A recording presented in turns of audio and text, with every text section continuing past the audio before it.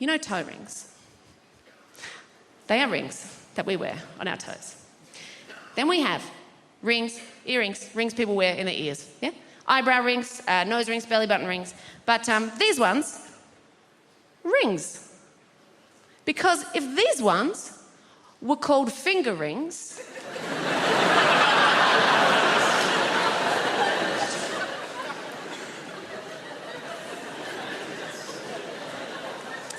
make weddings pretty awkward. With this fingering,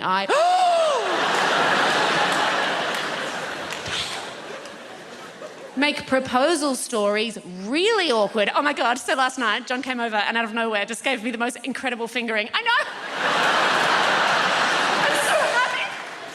I mean, he asked my dad's permission first, obviously. And my dad was like, you go for it, son, you give her that fingering. And he came over, and he looked at her on one knee, and he said, darling, I want to give you this fingering. It's the same fingering that my grandfather gave to my grandmother.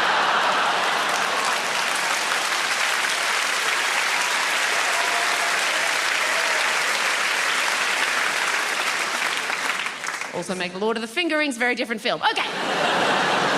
There is no one hearing that. Just keep learning. Life's about learning, guys. I will share with you another big thing I learned this year. Very exciting. I learned showering with a partner is not sexy. That does not seem like a big deal, but the world tells you it is sexy. But you try that shit once, and you very quickly discover that showering with a partner is not sexy. Showering with a partner is taking turns being cold. Oh, yeah. A lot of do-si-do action, a lot of, let's move around this way. Ooh, why? Because I'm goddamn freezing. I'm freezing. And a lot of kissing like this. But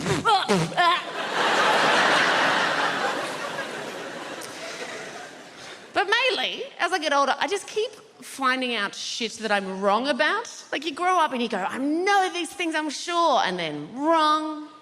The last time I was in your lovely country, I was on one of your lovely overland trains. You know, the ones that have the toilets with the electronic science fiction doors that go wage, wage.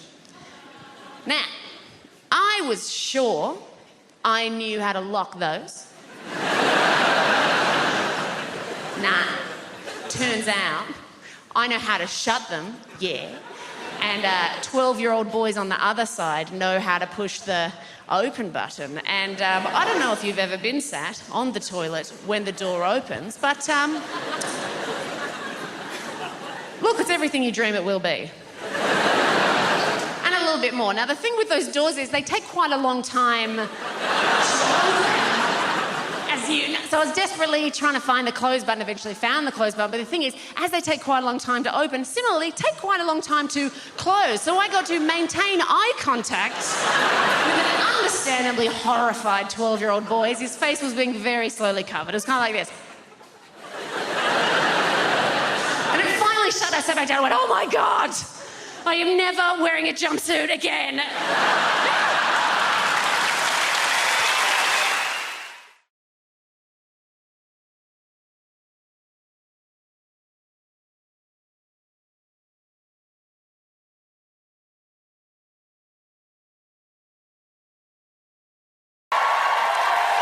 Thank you. Yes, Britain's biggest homosexual. Do you get it? How we laughed when we thought that one up. I'm less keen on it now. Just get myself comfortable. My face is up here, madam, if you don't mind. I had a platoon of Gurkhas marching through here earlier. I started my career in the circus. I was the human cannonball. I used to shoot over the ringmaster's back. I know what you like. You like the filth, don't you? Look at you in a tank top. Not everyone can wear one of those. Do you know, last night I was doing a gig in Dorking. Do you know Dorking? It's a shithole. I came on stage in the dark on a raked stage, and of course I went over like a felled giraffe, took out the first 6 rows of the stalls. And can I just say, in real life, paramedics are so much more attractive than they are on Casualty. almost worth doing yourself irreparable damage for. I know what you're thinking. You're distracted, aren't you? You're thinking, what the dickens is he playing at? Reduced to such a cheap gimmick. We remember Julian when he was an inspiration to us. There was no one else like Julian, or as we used to call him, that puff from Channel 4. Well, can I explain? I am still your Julian, ladies and gentlemen, camp comic and renowned homosexual, winner of Celebrity Big Brother. These are the very hands that have been down Colleen Nolan's bra. No, the fact is, I'm looking for love. I'm looking for someone to curl up on the sofa with and watch Deal or No Deal. Someone to share a pork chop with on a Friday night. Someone to ejaculate over the TV Times with. I'm just like everyone else in that respect. Okay, I'm going to remove these trousers now. I think we've had enough, excuse me. Thank you. There's more excitement. I'm now going to attempt to walk from over here to the stool where I will lower myself gingerly upon it, and if I can do this, it will be a first. Bear with me. Drum roll, please.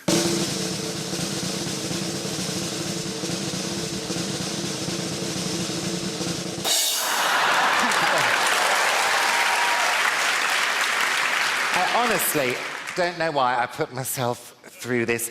These stilts cost hundreds of pounds, and they only make me 18 inches taller. To think I could have sat on Ronnie Corbett's shoulders for nothing. It's an age thing. I'm 53 now. It's rather crept up on me, a bit like a Catholic priest in a public lavatory.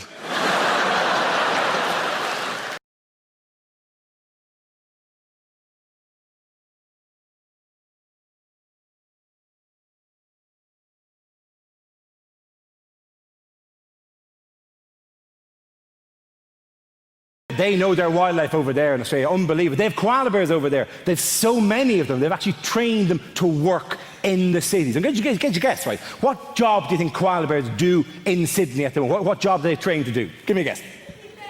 What's that? To be bears. To be bears. They're kind of, doesn't take much training, Tracy, to be honest. Given it's already a bear, it really, unless you want to be a different kind, you're no koala, you're a grizzly, get out there, go on, get out there, koala.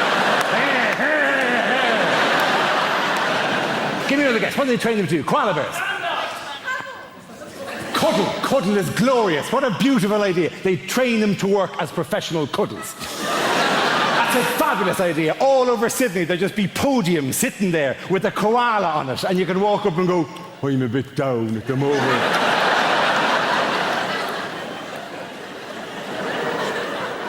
And the koala will go, come here, come here.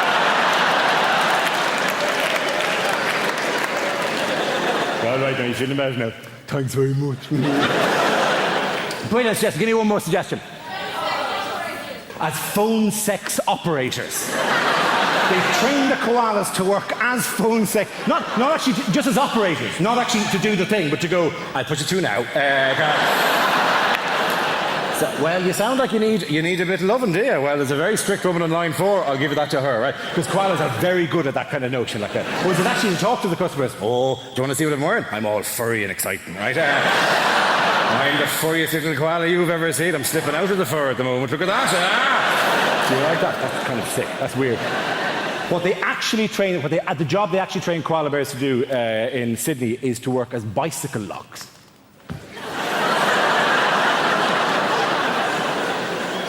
You take the koala, you put him in the frame of the bicycle, his little hands reach around through the spokes of the wheel, and then he just holds on to the bicycle like that.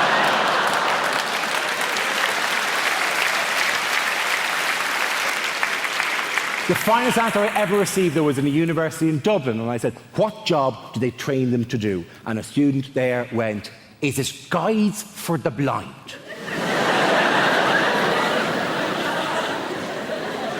And I said, well, surely they'd use dogs for that. And she said, not for walking, for climbing.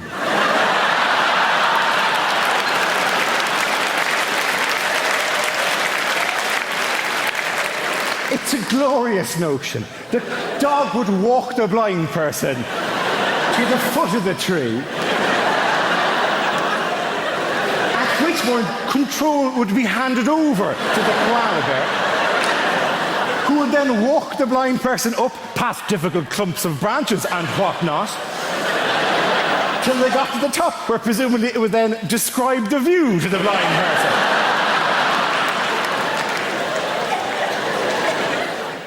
I'll tell you something. Thank you.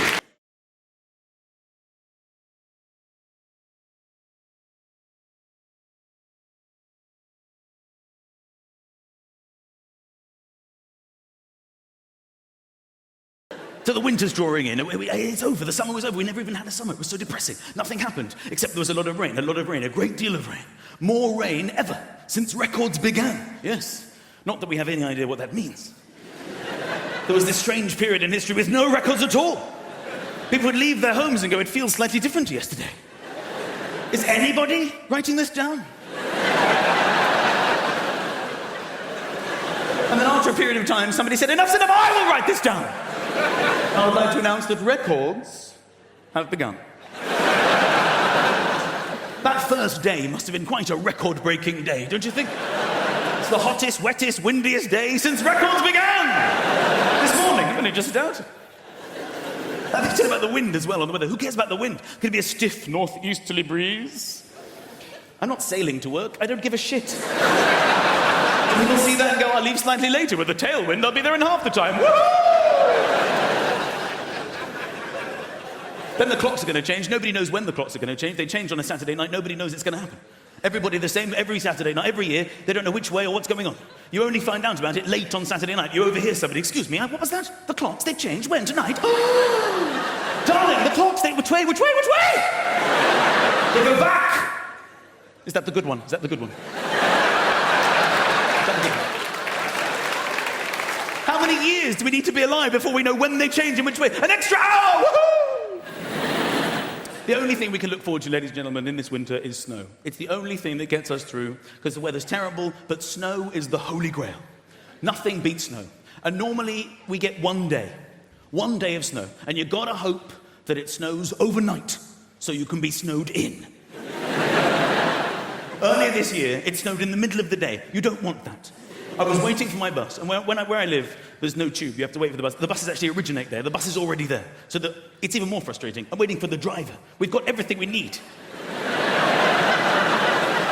We're looking for people. Can you drive this thing?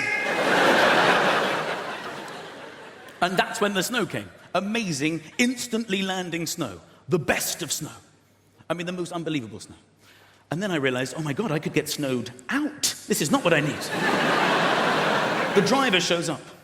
And he says, ladies and gentlemen, I regret to inform you, due to the chaos on the roads, it's been snowing 8 seconds at this point. We're cancelling the bus. There will be no running of this service. And we're like, well, hang on a minute. We bought our tickets. What are we going to do? How are we supposed to get home? There's no way to get home. What are we going to do? And he said, don't shout at me. I actually live at the other end of this bus route. I take this bus home, and then I'm relieved by another driver. And we're like, well, this is a very interesting development. How are you going to get home? There's only one thing to do. Walk. It's the only way we can get home. It's the only way at all. I'm like, fine, okay. So we walked the bus route, led by the driver.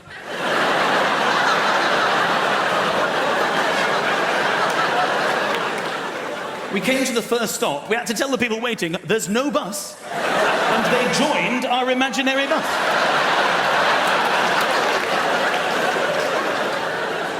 It was getting bigger and bigger. I looked behind us, I could see the next imaginary bus. Not a bus, just people walking. And it was catching up fast, because no one to pick up from the stops. And the driver saw this as well, and he turned around. He said, when we get to the next stop, don't tell them anything. Keep walking, they can get on the next one. I thought this was one of the funniest things that ever happened to me. I said to the woman walking next to me, I said, this is hilarious. We're on an imaginary bus. There's a driver. There are old people walking. And this is funny, right? And I thought we were on the same wavelength. But now I remember I was doing most of the talking. Because she said, I'd love to chat, but this is my stop. The traffic, and before I knew it, I was surrounded by area boys. These are the local gangsters in Lagos. Give me your camera. We will kill you. You cannot film us. Give us the camera. Give us the camera. And I was like, guy, boy, I'm from Hackney. Get out of here.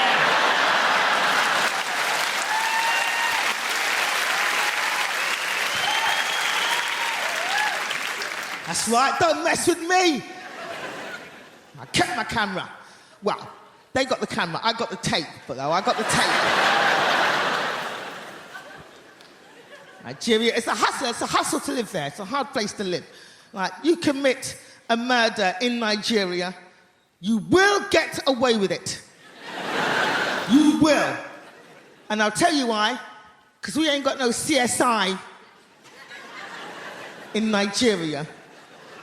The police turn up at a crime scene and they're like that.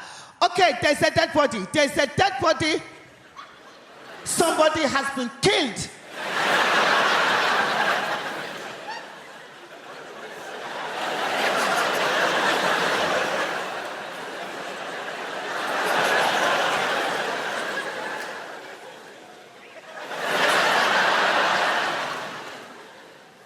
Did you do it?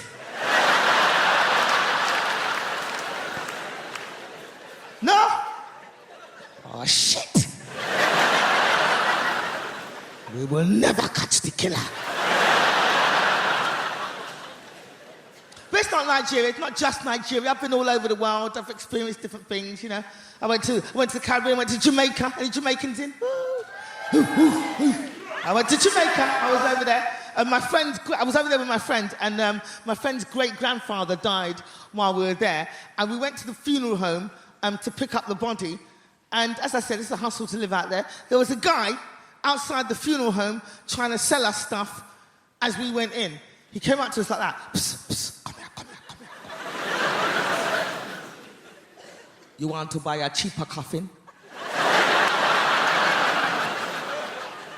Go inside, get the body, bring it in the alley out the back. I'll meet you on the other side. That wasn't the worst of it, people. That wasn't the worst of it. We went in to pick up the body, and none of the bodies were labeled. I will repeat that. None of the bodies were labeled. We're like that. We're here to pick up Mr. Spencer.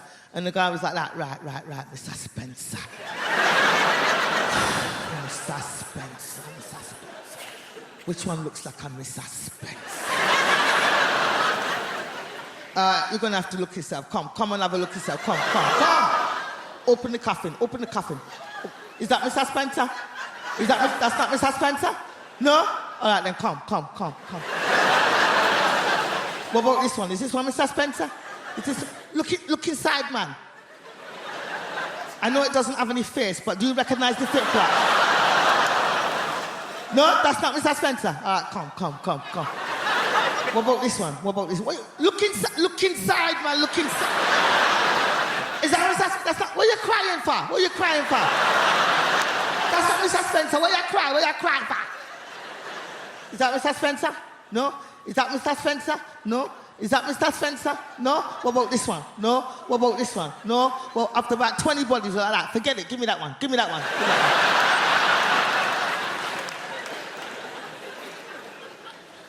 Trying to explain it to the kids at the funeral. Yes, Johnny, sometimes when the body decomposes, it does turn into a white woman. Yeah, sometimes.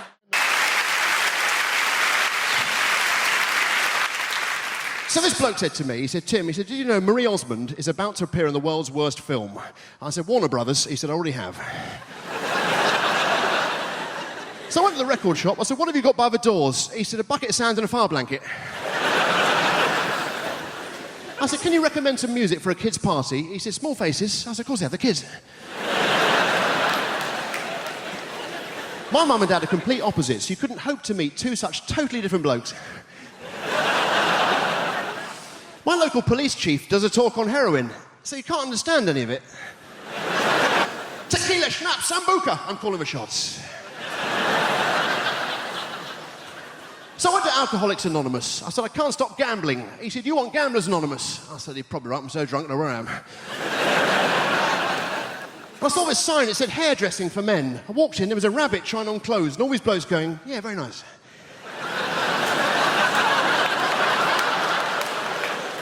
So I went to the cinema, I saw a very sad film, and the bloke behind me suddenly started wailing. I got hit in the back of the head with the harpoon.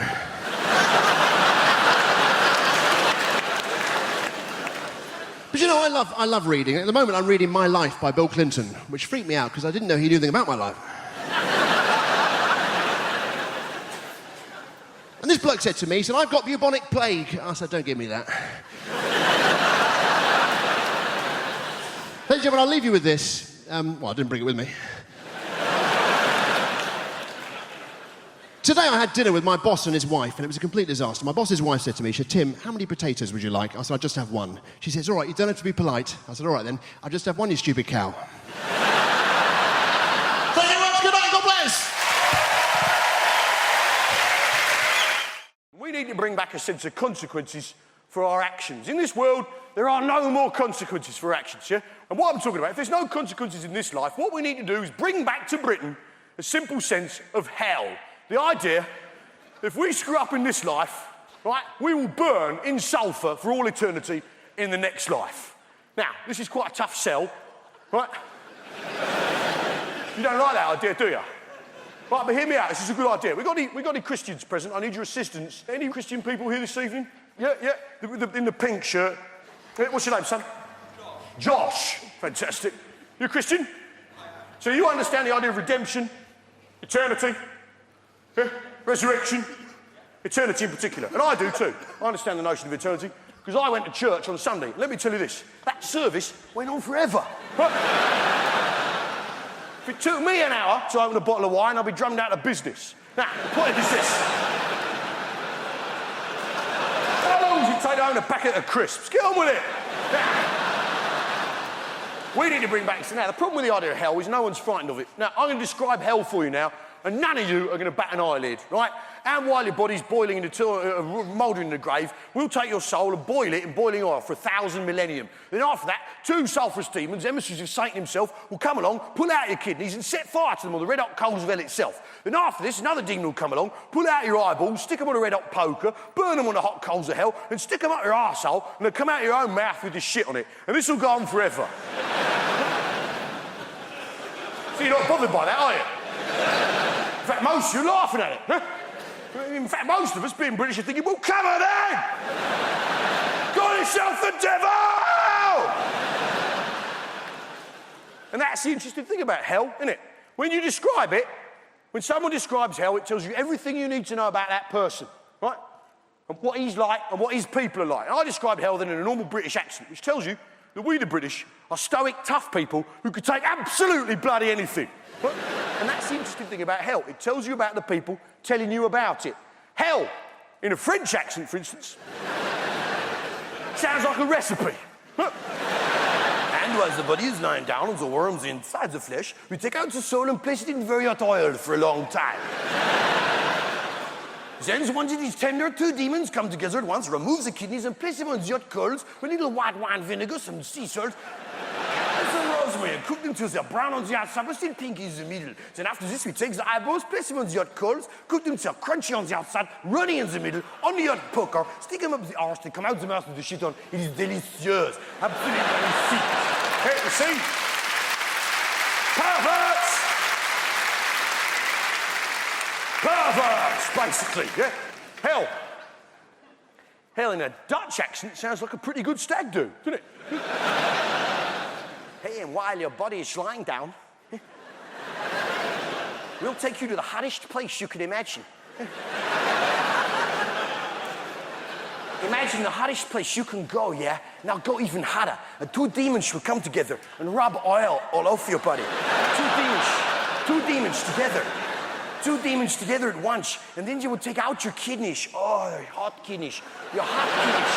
And place the kidneys in a hot place and cook the kidneys till they're hard, until your kidneys are hard. And then take out your eyeballs and stick them in your bum hole. And this will cost you 45 euros. Hey, are you ready? But I have developed a new hobby. Some of you probably already do this. I've started listening into people's conversations on the bus and the train. It's quite entertaining. And I was listening not long ago to 2 old ladies, and they were talking about what they would do if they were men for a day. And I thought, this is going to be brilliant, because pensioners are, by definition, bonkers. But I went out to lunch with a couple of my friends, and I thought, well, I'll ask them the same question. So my first friend, I said, what would you do if you were a man for a day? Without even thinking, she just went, I'd have a wank. Sounded like she needed to. She sounded awfully tense. But these old ladies, different generation to me and my friends, in their 80s, and one of them just said, Edith, what would you do if you're a man for a day? The other one said, no, in my luck, I'd get a Tuesday. And what can you do on a Tuesday?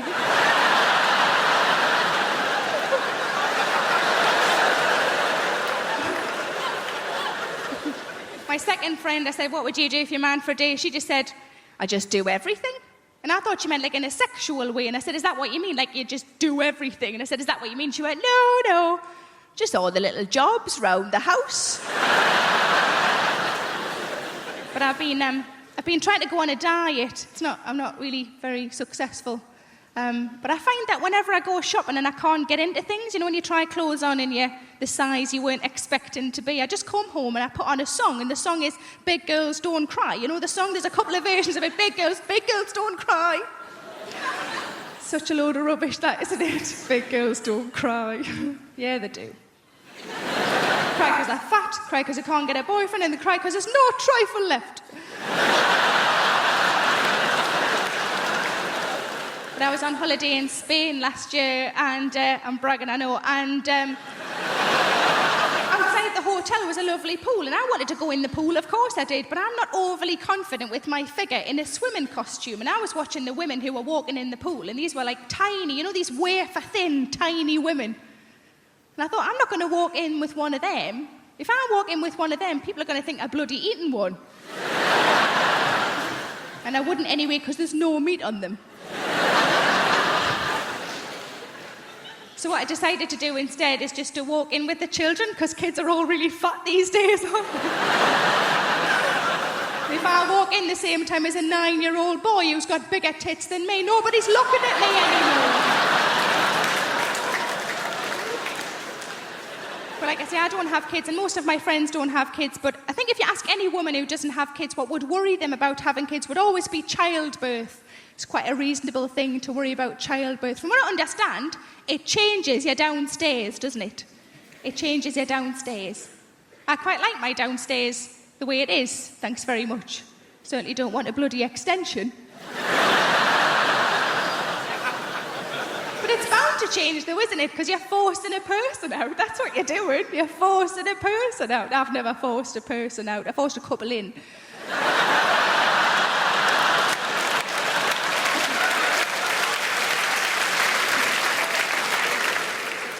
With a shoehorn. I'll say a bit more about myself. I'm from the north of England. I had a very strange upbringing. My dad, he was very old-fashioned. When my sister had her menstrual cycle, he made her go and live in the shed, claiming that she was the evil seed of Satan. It's a little bit old-fashioned, isn't it? It was very sad. My sister died very young. She drowned. But, you know, like my dad said, look on the bright side. If she'd have floated, I would have had to set fire to her anyway, so... She was, My nan was great, though. She was great, my nan. I remember the last thing she said to me just before she died. She said, what are you doing in here with that hammer?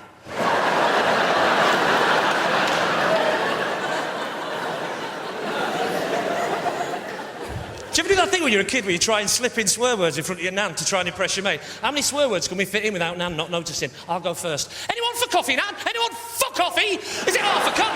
Fuck up! Fuck up, is it? What time is it? 10 past 2. 10 past 2? Do you expect me to believe that? It's jolly well possible. Anyone for coffee? The last time we tried it, we were in a Chinese restaurant. We went, oh, nan, there's no fork and knife. What are we going to do? There's no fork and knife, nan. There's no fork and knife. What are we going to do, nan?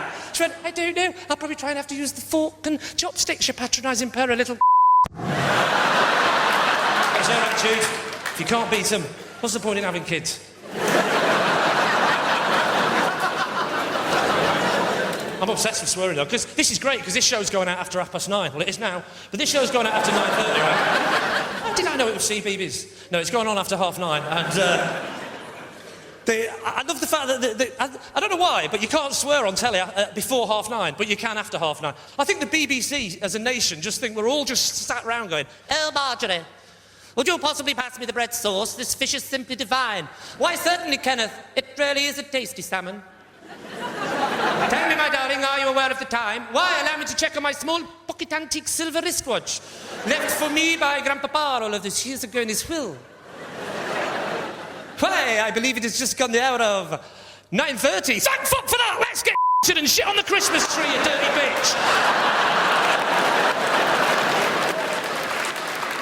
Like I say, I am from Lancashire, and I haven't got a proper Lancashire accent anymore. That went a few years ago, I'm afraid, because proper Lancashire, of course, is surprised to hell about everything all the time. And real issues in a shoe shop, couldn't believe it, it were great. Opened a tin of peas, looked inside, there were peas, it were great. My favourite accent at the moment is the South African accent. I love the fact that the South African accent is just... You know when you used to record records in the 70s backwards, and then when you played them backwards, they sounded forwards? That's what South African is, isn't it? It's just a record player backwards. Hello, my name's Lee, and I'm from England. Oh, my name's Dave, and I came from South Africa. I don't know, get it to my black sniff. I don't like it living in London. It's too expensive. It's too expensive, and I don't like it. Kill your parents, kill them, Beelzebub, kill your parents. Whereas the Australians, they just sound like a record that won't start properly. Where are you from, mate? Oh, I'm from Melbourne, mate. And how long have you lived there? About 14 fucking years, mate. Fucking love it, mate. So I came to Britain in the early 80s. We were refugees long before it became fashionable.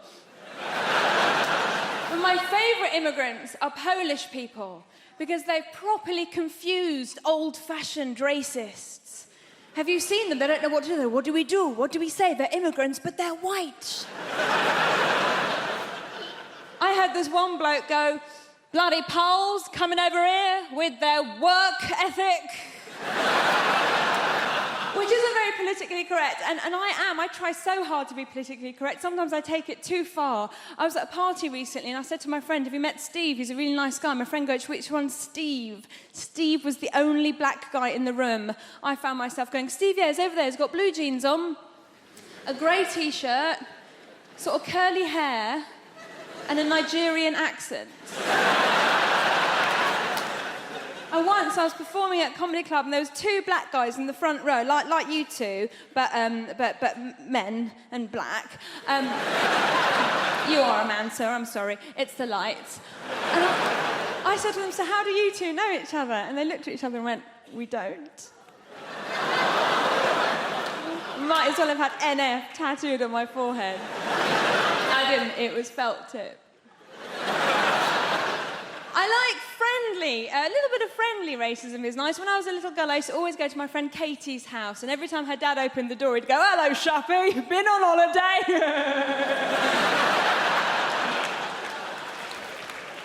So, I have a little boy, I have a baby boy, I'm a mum, and I'm looking at you, some of you are so young, I could be your mummy if I lived somewhere rural. Like a lot of women, I got to my 30s and I thought, I've got to have a baby now.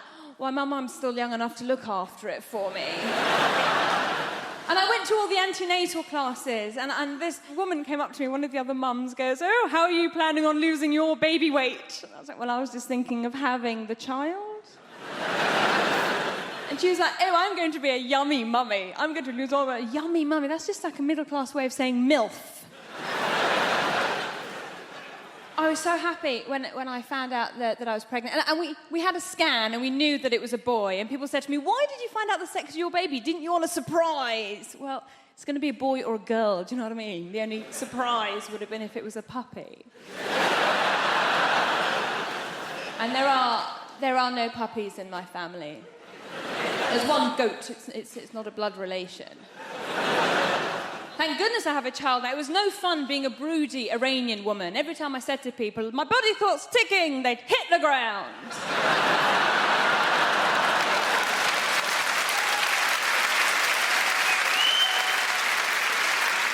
So with all that going on, when I did find out I was pregnant, I was so delighted. I thought, I am going to fill this child's life up with love and hope and understanding. My husband's reaction was slightly different. He walked around going, woohoo, my soul just worked.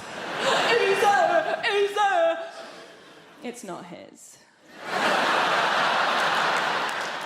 Oh, the fuss he made when he found out I was cheating on him. Only child.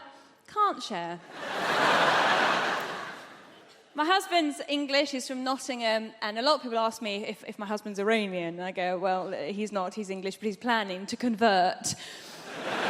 His family are absolutely lovely, and when they first met me, they kept going, oh, Shappy's so exotic, she's so exotic, which means foreign, but not in a way that we hate. Are any Welsh people out there? Tell them! Tell them how good it is now! Oh, it's not shit anymore! We spent millions, so it's not shit for you. That's the whole... Welsh people, where are you from? Fair enough, it's shit. Yeah, come on. Yeah. I'm trying to explain that the place has improved and you lob Swansea in just to... Lucky Swansea's still a desperate dump, isn't it? Let's face it. Devoid of any hope whatsoever, Swansea. Have you been? There's a sign on the way in that says, kill our children, not your speed, isn't there?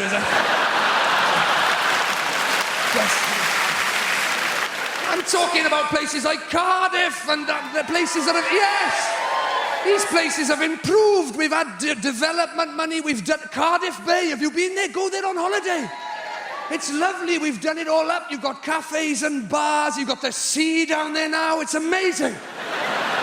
Shoot, down where the shit was, that's all sea now, most of it.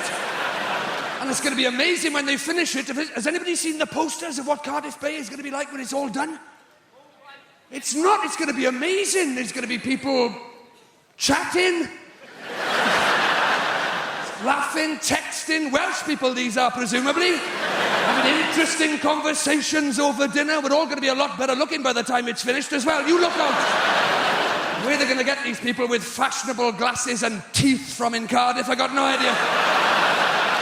You've got to admire their optimism, haven't you? Fair play.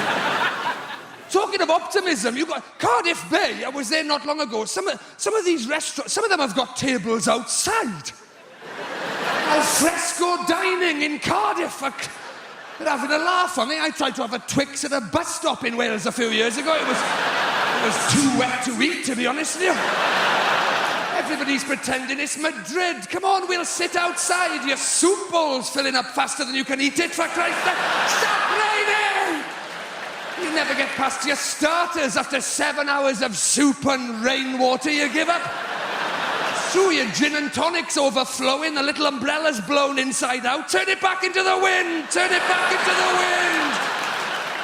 There's waiters with frosted eyebrows fighting their way to the table. Spaghetti carbonara, spaghetti carbonara. Sure, I'll get another one. I'll get another one. There's people throwing life buoys to their bread rolls. I'll pull you in. I'll pull you in. Peas being airlifted to safety. Oh, Wales is improving. Even the valleys. Go to the valleys on holiday, even the valleys. They are, shut your face, they're getting better. They're getting better, the Welsh. I did a gig in Pontypridd, in the Welsh valleys. Were you there at the gig I did when there was a piece of sun-dried tomato on the stage? Not bullshit, in a real piece of sun-dried tomato. We couldn't even do the gig, everybody was just staring at it. I couldn't get them back. I couldn't get their attention. That's not local to your area, is it? The sun-dried tomato. Hey, there was a pile-up in the valleys a few years ago because somebody mentioned satsumas. Did you read about that? Somebody's trod in that, haven't they? That's what's happened. Do you live here now, madam? Do you live here? Are you from the valleys? My boyfriend is from the valleys. Your boyfriend? It was probably him that trod in the sun-dried tomato and dragged it all the way back. That's what he probably stepped in the sun-dried tomato in London and took it all the way back to the... He must have been shitting himself on the way back. They'll kill you for that in Pontypridd, won't they? Get it off me, they're gonna kill me, they're gonna kill me. Ditch the shoe, ditch the shoe. My girlfriend said to me, have you been having sex behind my back? I said, who the fucking hell do you think it was? And another thing, it wouldn't kill you to look round once in a while, check how I'm doing. Well, I'm Jimmy Carr, and we've got Alan Carr on the show later on. How about that?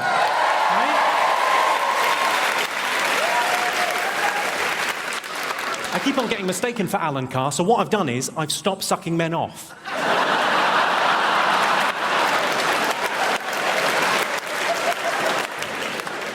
Don't get the wrong idea. You know, I'm a very gay-friendly act. I was asked last year to judge Mr. Gay UK. I said, no problem at all. He's against nature and against God, and he's going to hell.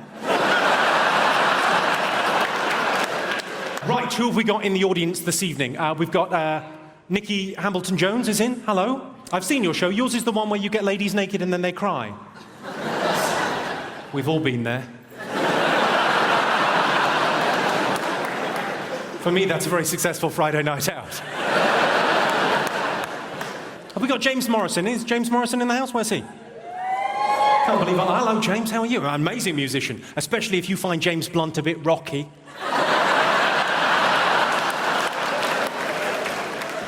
You Give Me Something's an amazing song. You Give Me Something is my favourite song ever about chlamydia. My favourite. I love it. Dean Macy's here. Where's Dean Macy? Dean Macy? You're our hope for Beijing, aren't you, in the decathlon? I love the decathlon. You know, it's where you do 10 different things, isn't it? Sort of jack of all trades, master of none. If you don't mind me saying. The 2012 Olympics is going to cost £8 billion, which is, you know, a lot of money. It's probably going to bankrupt London, but you can't put a price on 2 bronze medals in cycling.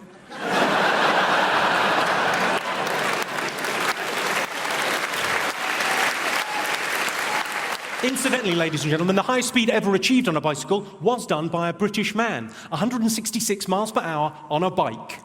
It was recorded at a level crossing. £8 billion is a lot of money. I mean, for that kind of money, we could have another 3 weeks in Iraq. I don't have a stalker, but I do have a woman that sends me pants in the post. Thanks, Mum. People ask me how I relax, so I tell them. I put Smarties tubes onto cats' legs to make them walk like a robot.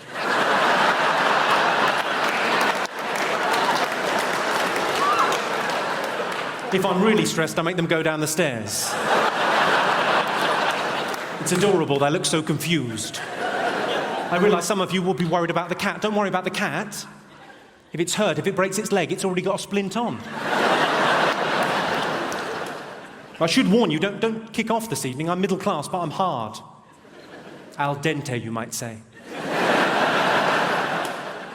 If you got the al dente reference, you're middle class too. Well done.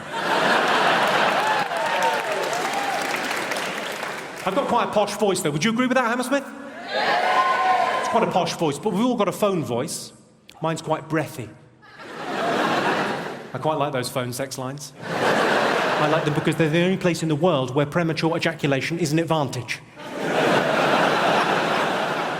I once came in under 75 pence. You know, when you're in love with somebody, you rarely see them at work. You rarely see them doing the thing that they do and you can't. It's extremely attractive. Go follow your partner someday to work. If they're having an affair, it'll be a hideous conclusion. But just watch them doing the thing. It's really cool, because you can't do it, they can. You go, I fucking look, you're fantastic, you're glorious. Particularly when they're saving a life. Jesus, you're there going, oh, you're beautiful, I love you, and you're making me look good right now. Yeah, she's my girlfriend, look at her, she's Gloria. She's saving her life, trophy bird, right? I had to be peeled off the doctor the day of the mini-stroke. Seriously, she was underneath me going, that's very flattering, but could I deal with the situation first, right? And I was behind her going, no, she'll be unconscious for a while, yes.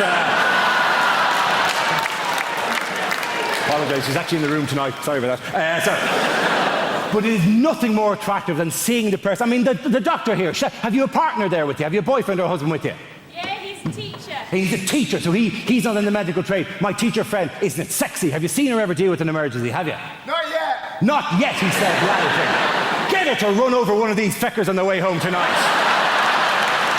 Dude, it's extremely attractive, but the one bad thing is you're very clannish people, the doctors. They have a tendency to hang around together in little groups, right? Okay. My teacher friend, do you have to go to loads of social events where it's just you and doctor? Does that happen to you, my friend? Does it? I hate it. Yeah, I know, it's a nightmare. I hate it, he said. I am articulating your pain, my friend. He hates it, ladies and gentlemen, because there's times I've been at dinner parties and it's doctor, and I'm the only feckin' muggles in the room, right? And they don't know half as much as you give them credit for. My friend, if you're ever at another dinner party and it's all doctors, feck with their heads. It's remarkably easy to do. If you're ever out with a load of doctors and they're going, well, today I performed a conductectomy. You just go, yeah, but what are hiccups exactly?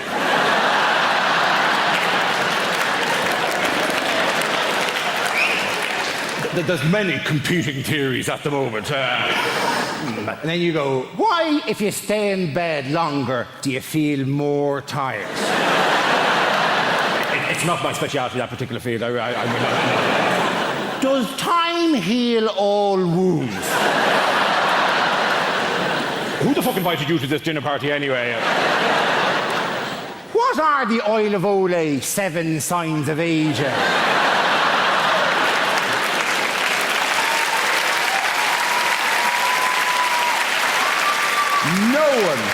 No one actually knows what the Oil of Olay 7 signs of aging are, right? Apparently they start with little lines around the eyes and finish with a woman sitting on a stairs with a bottle of gin going, I gave him the best years of my life! And it takes a feckin' hell of a cream to get rid of that, let me tell you. Doctor, one final question. Doctor at the back there, my surgeon friend, liver and pancreas, answer me this. What are hiccups exactly? Diaphragmatic irritation. A diaphragmatic irritation. Good woman yourself. Very good. Let the punters at home note, she said diaphragmatic irritation, which is right. I also would have accepted any arrhythmic irritation of the phrenic nerve. Please. I'm not a doctor. I'm just riding one. Okay. I've been doing camp old nonsense in show business for 20 years now, and I've worked with some fascinating people like Postman Pat. I'm sorry to tell you, but the man's a I'm sorry for language. But we did Panto a couple of years ago, and he was constantly upstaging me and pulling focus. In the end, I said, you're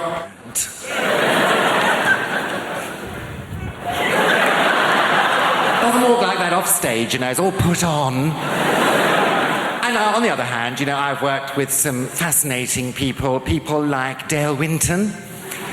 Dale Winton and I went to stage school together, and when we were both about 15, we shot up together. Dale is lovely. He'll do anything for anybody, anything from helping an old lady across the road to buggery. There was one awful occasion when he got a bit confused. Afraid so. Bugged an old lady across the road, but she saw the funny side of it. Put it down to youthful high spirits. But if I had to think of a highlight of my career, well, there are two, really. I did 2 Royal Variety performances, and you get to meet the royals afterwards, which is the whole point, really. Have you met them, Abby? Not encountered any royalties, just a question of time. The second Royal Variety was in front of Her Majesty the Queen, and I was standing there with Frankie Dettori on one side, and she got to me, and just before she got to me, suddenly became aware of a little kind of smidgen of wind that was trapped within, as can happen, and I thought, well, I can't really drop one in front of the Queen. That's probably treason. So I'll have to get rid of it, and because sometimes you can get rid of wind from whence it came by, you know, willpower and internal squeezing. I had a go at that, but it wasn't going anywhere. So I let nature take its course, and unfortunately, on that occasion, I shat myself. Isn't it always the way, though? Just when you're about to meet a monarch. No, it's all right. I mean, I better just explain, because I'm on this special diet, no wheat, no meat, no dairy, no cigarettes, no alcohol, I barely breathe diet. And as a consequence, my stools are not as other people's. They're very, very compact, kind of capsule-type affairs. hardly any bigger than a Nurofen Plus. And fragrant, I might add. Generally lavender scented, sometimes with a hint of juniper. People use them as drawer fresheners. They will be on sale in the foyer as you leave. Make an ideal Christmas gift. And she said to me, "Oh, very, very good. Were you very nervous?" I said, "Oh, just a tad." And so I thought I'd better get rid of it, and I shook my leg like that, and it shot across the stage. Who should be over there but Dame Shirley Bassey? Well, she's a wise old bird, and she saw it coming, and she deflected it. Like that, it shot through the air. Who should be over there with her mouth open as usual but Claire Sweeney? And I'm afraid... Poor old Claire. She's been talking shit ever since. We're here to talk about relationships. Let's crack straight on with the first slide. Making... Don't laugh at that. That's not meant to be funny, please. Let's not have another Folkestone on our hands, please. Making divorce work. Now, given that it is a rocky ride, an emotional roller coaster, I start off with a joke, ladies and gentlemen, just to loosen us up. Here it is. If you're going to get divorced, you have to be like the man in the toll booth. Why is that, Keith? Well, you have to be willing to accept, this is the joke, change. It's a zinger. When you divorce, there is sweeping change. Changes right across your life in every area. One of the first things to change is the locks. You may come... Please don't laugh at that, please. You may come home one day and find that your key no longer fits your wife's lock. Another man's key is fitting your wife's lock. And stop that! Stop it! Stop! I'm stamping on that. Riaz, with a Z, please. Stop it. It's not that sort of a show. Well, I mean, it's not a show, is it? It's a talk. But it's not smutty. So you may come home and find that your key no longer fits the lock. Good.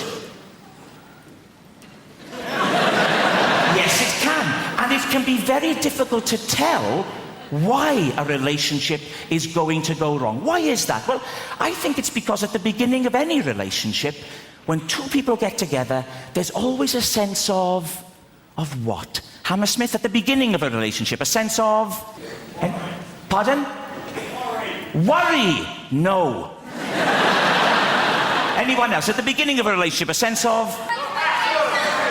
Foreboding. Foreboding is the wrong answer. Lust, no.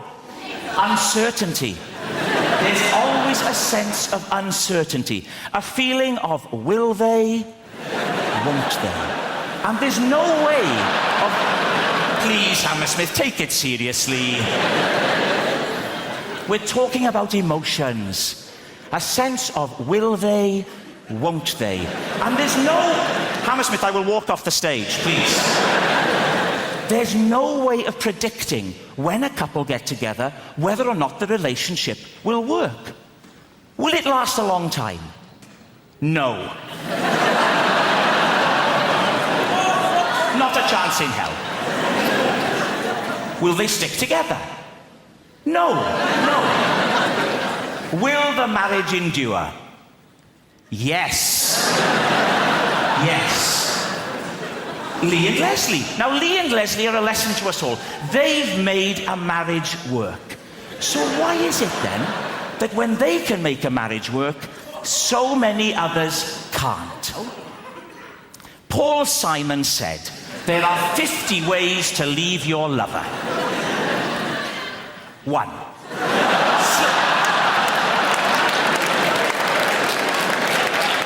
Hammersmith, time out.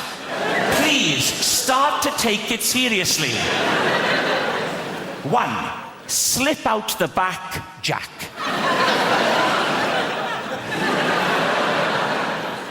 2.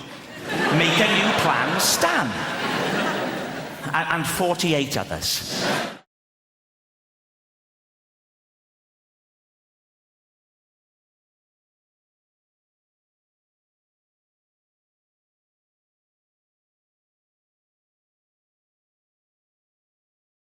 Don't you think it's crazy that... Do you understand the technology for us to hear the pilot? I am actually utilizing it right now. This is the technology for us to hear the pilot. I don't know why we cannot hear. There's no other context where it's acceptable for us not to hear a person. Why are you muffling? If you were looking for an au pair for your kids and a person came over to your house and said, hey man, what's your experience with kids? And then they looked at you and went, ta-da.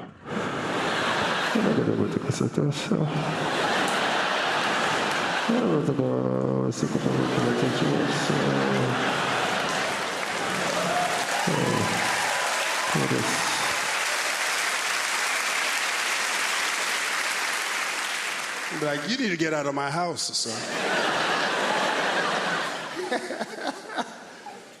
Weird things happen in airplanes. Weird things, like crazy things, bizarre things. Like, how bizarre would it be right now if someone walked in here and started selling us watches and perfume? Wouldn't that be the most bizarre thing? But it happens all the time in airplanes. No one's ever gone, huh, this is crazy. This is that English polite thing. Oh, I've already got one, yeah. I'm not looking at the moment, yeah. Not every airline should be selling watches, though. Like Ryanair, no business selling watches. You need the watch, Ryanair. Your flight's 7 hours late. And also, why am I buying a 400-pound watch on an 11-pound flight? This makes no sense. Yeah, being in London is cool. I like being in London. One of my favorite things to be in London, there's so much to do. I try to buy a ticket online to watch Wimbledon. Yeah, man. The Wimbledon final, I was like, I'm excited. Went online, it was £3,000. I was like, what? £3,000. Okay, I'm not saying I wouldn't pay £3,000, right? I'm not saying I wouldn't pay £3,000 for a Champions League finals ticket. But I'm not paying £3,000 for a sport where someone is going to tell me, quiet, please. Are you out of your mind? For £3,000, there will be no quiet, please. For £3,000, I'm rubbing my nipples center court. Are you out of your mind? My brother, 3,000. Oh, it's a lot of money. 3,000. My brother, £3,000. For £3,000, I should be able to whisper some advice in Roger Federer's ear. 3,000. I should be able to walk into the court. Sorry, Roger. Come on, forearm. Let's work on that. Come on. My brother, around 3,000. For 3,000, I should be able to punch a ball boy in the face. For 3,000. Could be walking across, picking up a ball up. Uppercut him in the nose. He's so confused. What was that for? I'm like, no, it's part of the package. If you look carefully, I can kick you in the balls.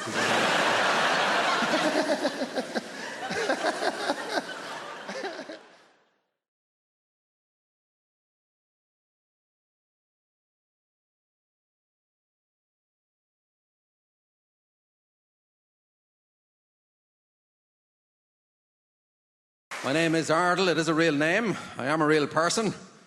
Don't worry, nobody ever gets my name right. Call me all sorts of things. Harry and Arnold and Aaron and Anal. That was one, genuinely. Yes, I heard that over a tannoy system at a theatre in Norwich. Could Anal come to the stage door, please? Lovely. Me being so passive, I just turn up and go, yeah, it's me, Anal. What do you want? Of course, a lot of people call me Dougal. You know why? Simply because of a character that I played in a sitcom many years ago. And just before I start, I'd like to get something off my chest, if you don't mind. Because of that character that I played in this show called Father Ted, a lot of people think I'm actually stupid. think I'm the stupidest person in the world and they feel sorry for me. Only last week someone stopped my wife in the street and said, "Is he as stupid in real life?" And I wouldn't mind, but I was standing right beside her at the time. I'm talking to her like she's my carer, not just my wife.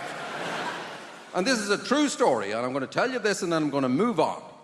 A couple of years ago, I was in a taxi. I arrived at Dublin Airport. I live in Dublin, and I jumped into a taxi, and I asked the taxi driver to take me home. I gave him the address. I didn't just assume he knew where I lived. And the taxi driver just wanted to talk about this show that I was in, Father Ted, and he was looking at me with pity, and he actually asked me at one point, he said, "Do you remember being in it?" This is my life. People wonder why I do this. Why I travel up and down the country week in, week out, try to convince strangers that I'm a normal, intelligent human being. Well, that's the reason. Anyway, I'm in the taxi, and I'm trying to change the subject to anything at all, sport or politics, and I'm trying to impress the taxi driver with my knowledge, and I'm using big words to impress him, like utensil and testosterone, and we were getting on fine. We were about 20 minutes into the journey. This is absolutely true. I suddenly remembered that I have a car.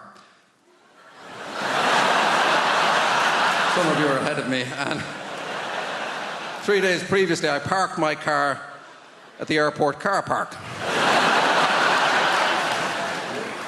And I just couldn't tell him. I couldn't bring myself to tell him. I know how the world works. One little slip up, you'd never be allowed to forget it. "Oh, sorry, could you turn around? I'm such a big fool." No.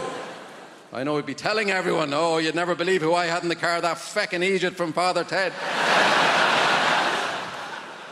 So I let the driver take me all the way home. And as soon as he was out of sight, I called another taxi and I went back to the airport.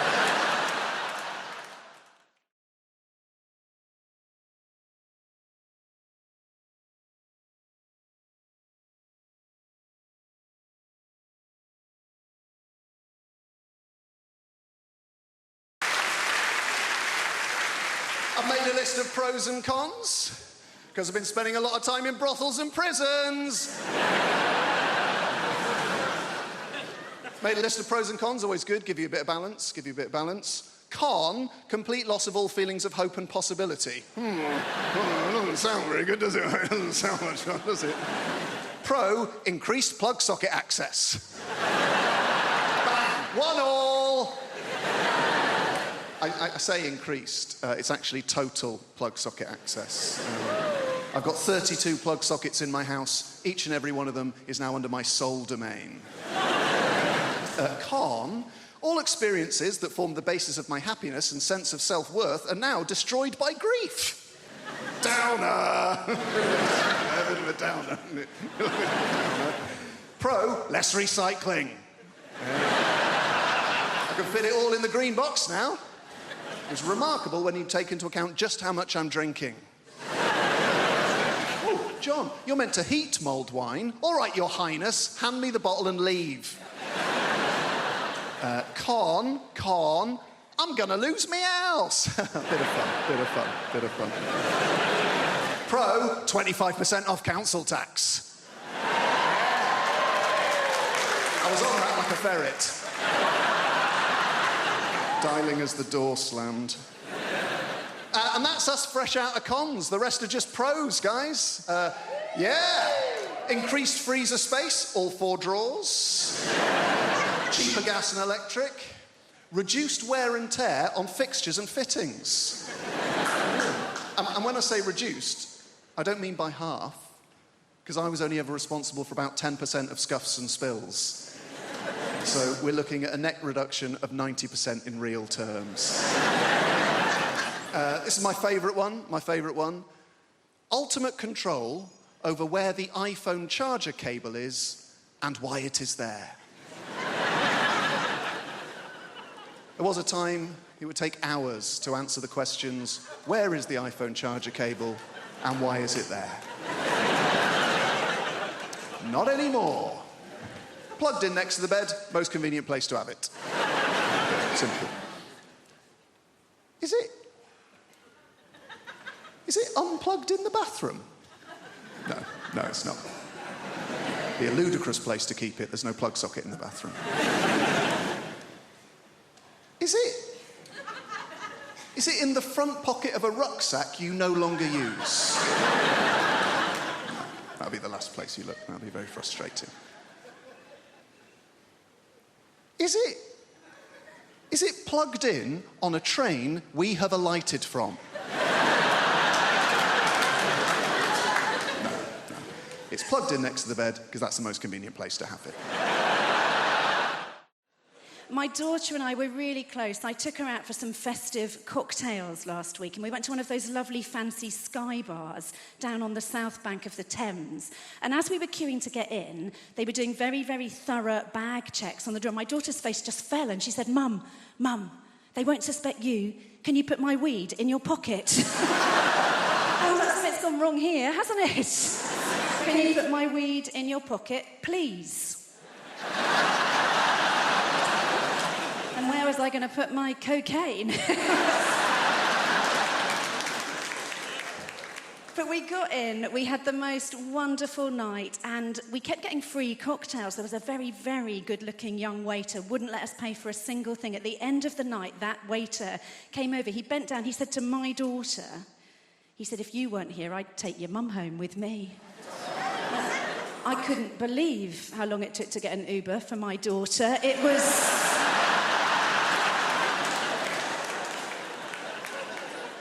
So I found this thing online that can best be described as a menopause magnet, right? I don't mean George Clooney. This is literally a magnetic device to help a woman through the menopause. This thing arrived in the post. It said it would help me with my mood swings and my hot flushes. And what you do is, I know this sounds weird, sir, right? But what you do is, you put a magnet on the front of your knickers. You put a metal disc on the inside of your knickers. It keeps the magnet securely and discreetly in place. And that bit works so beautifully. But what they don't tell you on the menopause magnet packaging is when it is tucked neatly and very discreetly in your pants, distinct possibility you will find yourself metallically attached to the self-checkout in Waitrose.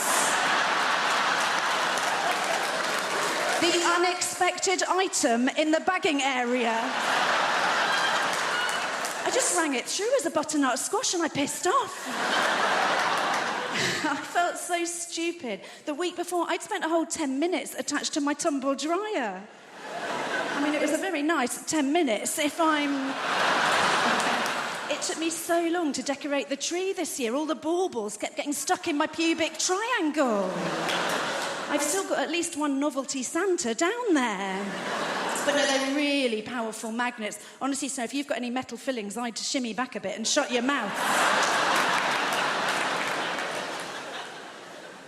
A pandemic was no place for a menopausal woman, right? Do you remember when they were taking your temperatures everywhere before you could get in? We were only ever one hot flush away from getting fully cancelled. It was... I remember the last time it happened so clearly. I was out with a friend, we were trying to just get a pizza, and they were taking temperatures on the door, and the guy took mine, and he looked at me, he said, there's a problem. And I said, what do you mean there's a problem? He said, I'm really sorry, there is a problem. And I said, am I a little bit overheated? That's funny, because I'm a 50-year-old woman. I've just spent an hour and a quarter on the Northern Line wearing a mask, and I raised 2 children single-handedly. I gave birth to them with no pain relief while their dad complained his back was hurting, and I hadn't had a good night's sleep in about 2 years because of my anxiety, my irrational crying, and my vaginal dryness. I don't know what my body's doing. It should send the tears down there. That's where I really need them, and I am attached to your fire extinguisher by my pants.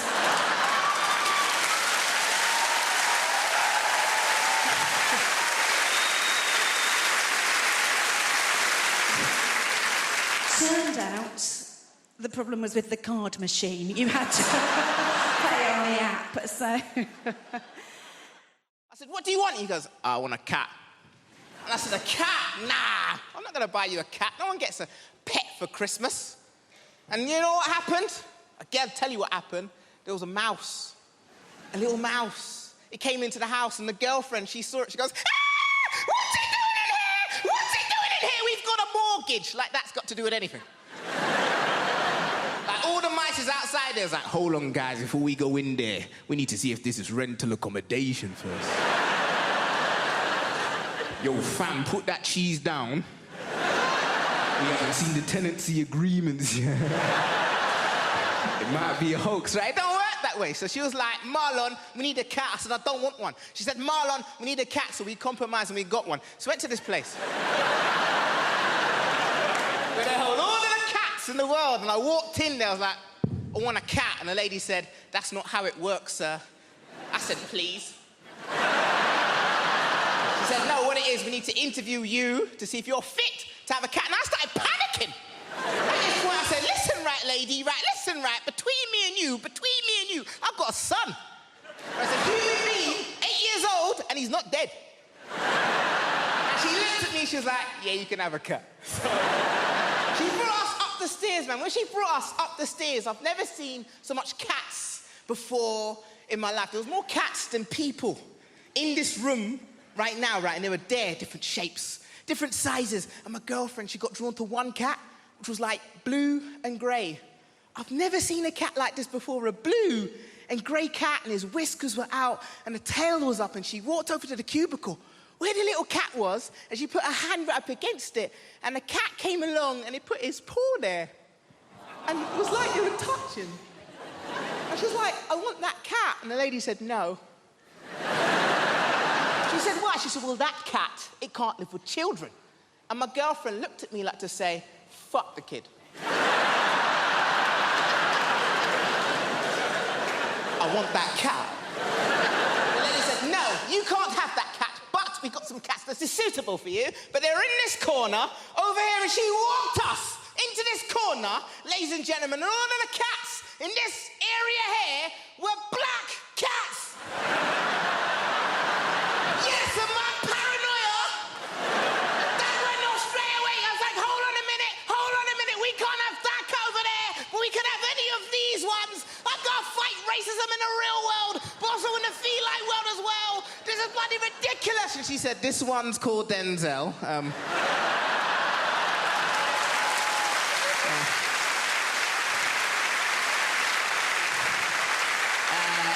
this is Barack and Michelle, right? They come. Marlon, you've lost your mind, you know. You don't even want a cat. Let's just get any of them. So, we got Beyonce. We got a cat.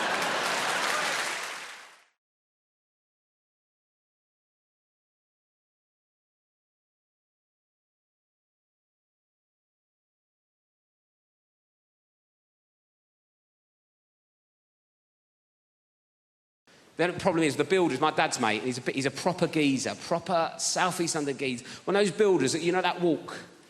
Just walks like that. His legs like he's got a pool table between his legs.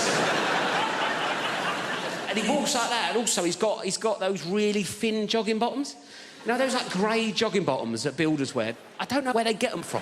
They're so thin, and it just grabs onto anything that's there. It's just like I'm getting stared out by his knob and balls as he comes in. And sometimes it's weirder than him being naked. I don't know why. It feels more intrusive. He's like, hello, son, what we got here? I don't know. Everything's walking around like that. I reckon I could draw his knob and bollocks from memory better than mine. So he's coming like that, and I'm like, oh, God. I go, do you want a cup of tea? He goes, yeah, I'll have a cup of tea. I went, how many sugars? He went, 13. That's not a cup of tea anymore, it's a pudding. That's an Angel Delight of a tea bag, innit? 13 sugars, I'd our mate sticking it in. It's about 3 quid's worth of sugar. He's only come round for a quote, it's already cost me. I put 14 in to test him. Give it him. He went, it's a bit sweet, isn't it? You winding me up, you know me on 13, you greedy bastard. Old type 2 Terry's come round and it's a bit sweet for him, is it? When are you going to do this job? I want it done before your foot comes off, all right?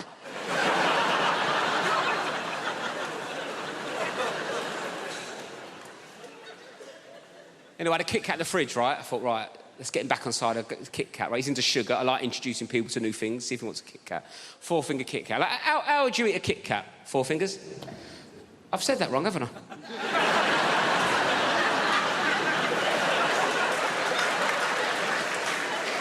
I thought you looked at me funny. Sorry, I said that like it was your name.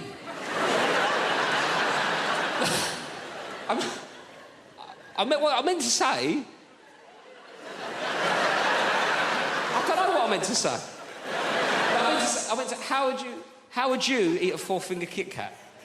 But I went, how would you eat a Kit Kat? 4 fingers.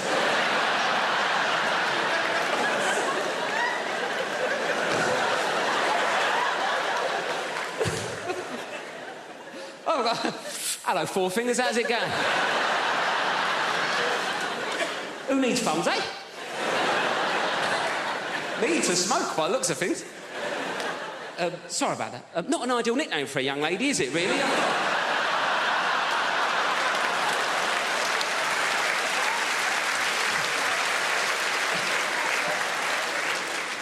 So what would you do? 1 finger at a time? Is that what you'd...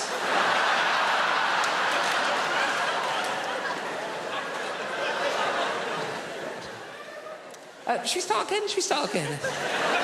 Sorry, what's your name? Anita. Nice to meet you, Anita. Sorry for calling you 4 fingers. Anyway, Anita, how do you eat a Kit Kat? That's what I was going for. 1 at a time. 1 at a time, right. 1 at a time's a normal approach to a 4th.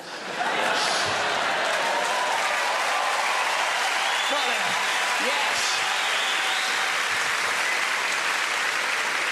Anyway, 1 at a time's a normal approach to a 4-finger Kit Kat, isn't it, right? I gave this builder a 4-finger Kit Kat. He picked it up, put the whole thing in his mouth at once.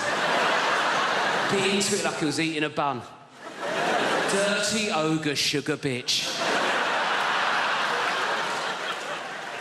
What kind of animal is one popping a 4-finger Kit Kat? That has done me the world of good. Thank you for that. Because I was waiting back there behind the big billboard, absolutely terrified. I'm not a natural performer. I'm not, although I have been doing this talk around the country for about 2 months now. I won't lie to you, it's not been going very well. I think the worst one was Folkestone. I have never seen an audience turn so quickly. Rushing at the stage, anger in their faces. Refund! Refund! It was horrific. I'll try and paint a picture for you. Youngsters will know what I'm talking about. Are there any youngsters in the... You can relax, sir. Well, oh, there's a youngster. What is your name, sir? Riyadh. What's that? Riyadh. Riyadh. What? Riyadh with a Z. Riyadh with a Z. All right, it's not Sesame Street.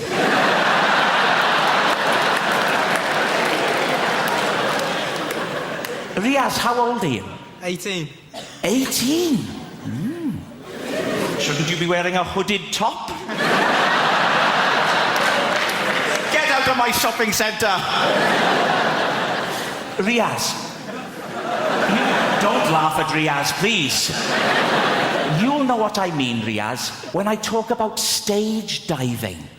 Are you familiar? You won't know what I'm talking about, sir, but this is when a rock star, like a Kurt Cobain or a Duncan from Blue, they run and they leap. And you're right to be afraid. You're right to be afraid. They leap onto the audience, Riaz. It's terrifying. The audience grab hold of them and manhandle them. Turning them around like that, all over the place. Terrifying. Now, what happened at Folkestone was almost a complete reversal of that.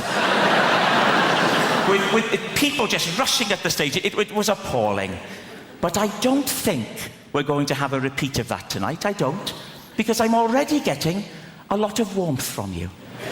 I am. To quote the great Darius Danesh, there's a lot of love in the room. There is. And a wide range. We've got Riaz with a Z. No one can take that away from you, Riaz. I wouldn't try to. You'd whip out your hooded top and you'd happy slap me into submission.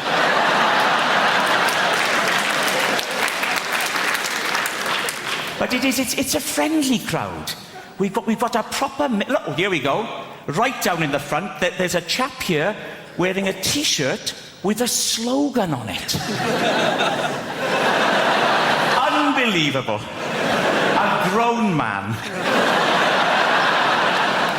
What is your name, sir? Chris. Chris, with a Z? Riaz, you're one up, you're ahead. I'll bet there aren't many other people in the whole building who have a Z in their name, in all honesty. Unless Zebedee's joined us tonight, which I think is unlikely. So you're a Chris. Yes. Chris. And what's the idea with the T-shirt, Chris? Is it Rag Week? This is true, this. Does anyone know? I fail my test. Can anyone tell me what happens, right? If you're on your driving test and an animal ran out in front of the car, what are you supposed to do? Supposed to run it over. That's the right answer. If they say anything else is a danger to other road users. I'm on my test. Everything's going great. Suddenly, this goat ran out in front of the car. So I remembered what he said, and I kept driving. A few seconds later, I look in my rearview mirror. The goat is fine. I've missed him by millimetres. Now, obviously, I didn't want to fail my test. So I slapped it in reverse like that. God, I must have been chasing that little fucker through that field for 45 minutes before I ran over his head, and he still failed me. Where's the justice in that?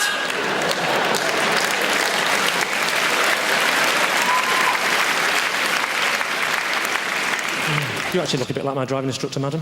With those fantastic specs and that hair. You've gone for the old Eric Morecambe meets Demi Moore look, haven't you? That's fantastic. Actually, let me those glasses for a second. Just, you do. What's your name, madam? Lyndall. Where are you from? Mordor? Lyndall. My name's Lyndall. Are you searching for a ring? That's Australian. Oh, fantastic. I'm not going to take the mickey out of the Australians. You're the same as us, aren't you? Different pronunciations, you know. You say yogurt, we say yoghurt. You have prawns on the barbie, we have yoghurt. You use KY jelly. It's yoghurt, I'm not explaining them all. You say BYO, we say good guess. The question was, how do you spell boy?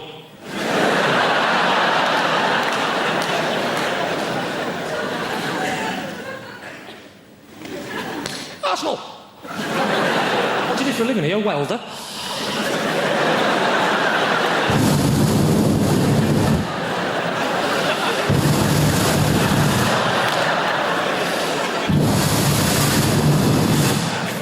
It's true, actually, my driving instructor wore glasses. This is the other reason she failed me as well. We're driving down the road. She said, what I'm going to do is I'm going to slap my hand on the dashboard. I want you to make an emergency stop as though a small child has stepped out in front of the car. Before he could put his belt on, or she, doesn't matter because I'm making it up, right?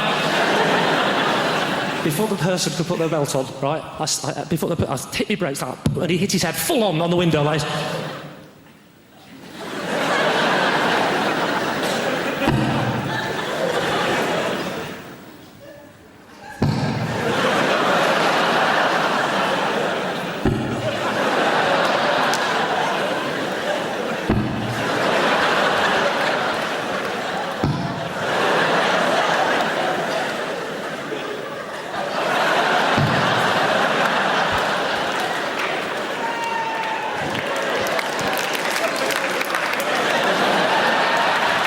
I'll just show it off now. Oh, bad job! Hey! Hey! And he turned around to me and said, why don't you wait till I slap my hand on the dashboard? I said, there's a child's life at stake here. I haven't got time to mess about with games, mate. Oh, sorry, you didn't see any of that, did you? No, sorry. You were just sat there, weren't you, going, what's he doing? What's that noise? Has he got a kind face? My girlfriend said to me, have you been having sex behind my back? I said, who the fucking hell do you think it was? And another thing, it wouldn't kill you to look round once in a while, check how I'm doing. Well, I'm Jimmy Carr, and we've got Alan Carr on the show later on. How about that?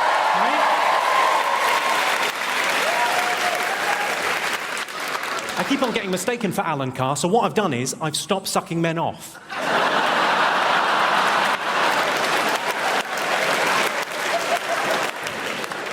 Don't get the wrong idea. You know, I'm a very gay-friendly act. I was asked last year to judge Mr. Gay UK. I said, no problem at all. He's against nature and against God, and he's going to hell. Right, who have we got in the audience this evening? We've got Nikki Hamilton-Jones is in. Hello. I've seen your show. Yours is the one where you get ladies naked and then they cry. We've all been there. For me, that's a very successful Friday night out. Have we got James Morrison? Is James Morrison in the house? Where's he? Can't believe it. Hello, James. How are you? An amazing musician, especially if you find James Blunt a bit rocky.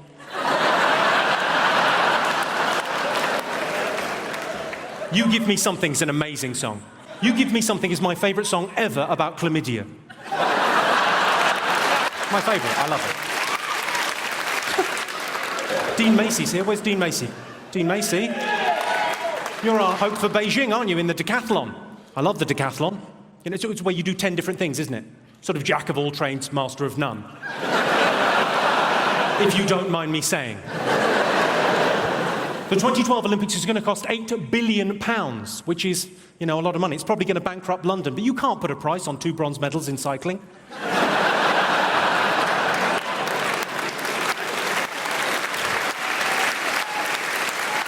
Incidentally, ladies and gentlemen, the highest speed ever achieved on a bicycle was done by a British man, 166 miles per hour on a bike. It was recorded at a level crossing. £8 billion is a lot of money. I mean, for that kind of money, we could have another 3 weeks in Iraq. I don't have a stalker, but I do have a woman that sends me pants in the post. Thanks, Mum. People ask me how I relax, so I tell them. I put Smarties tubes onto cats' legs to make them walk like a robot.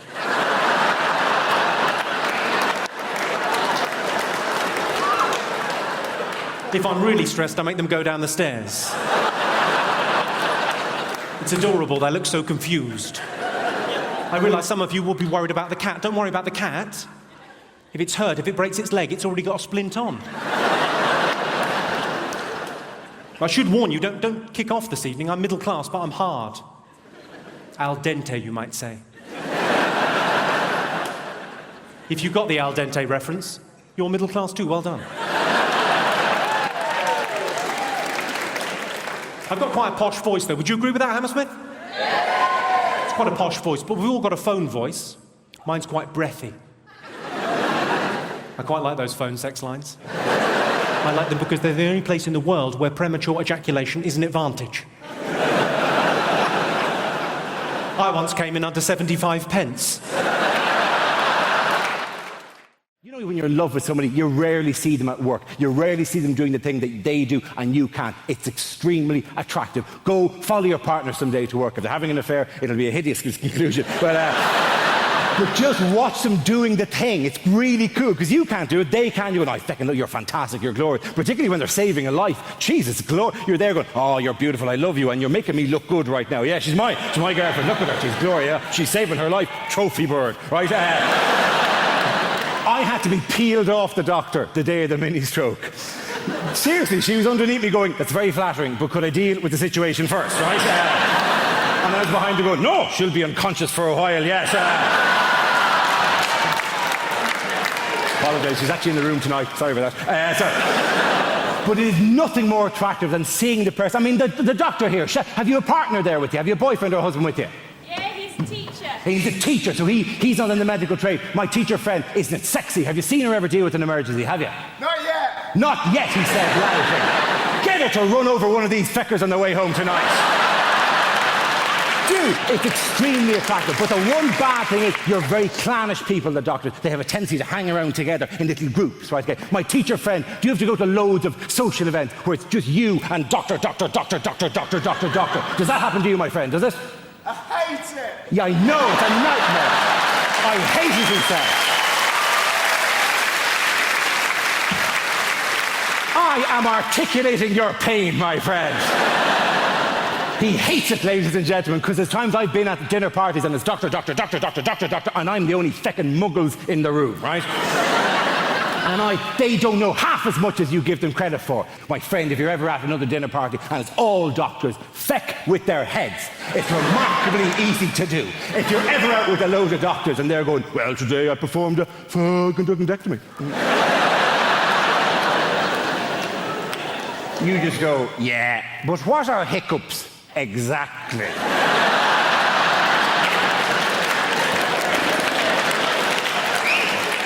There's many competing theories at the moment. And then you go, why, if you stay in bed longer, do you feel more tired? It's not my speciality, that particular field. Does time heal all wounds? Who the fuck invited you to this dinner party anyway? What are the Oil of Olay 7 signs of aging?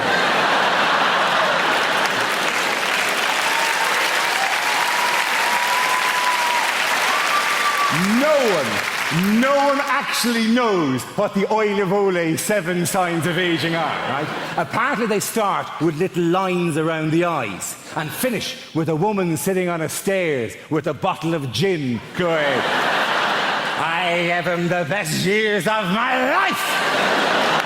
And it takes a feckin' hell of a cream to get rid of that, let me tell you.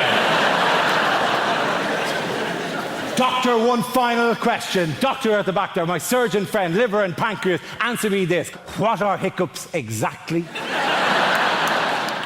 Diaphragmatic irritation. A diaphragmatic irritation. Good woman yourself. Very good. Let the punters at home note she said diaphragmatic irritation, which is right. I also would have accepted any arrhythmic irritation of the phrenic nerve. Please. I'm not a doctor. I'm just riding one. Okay.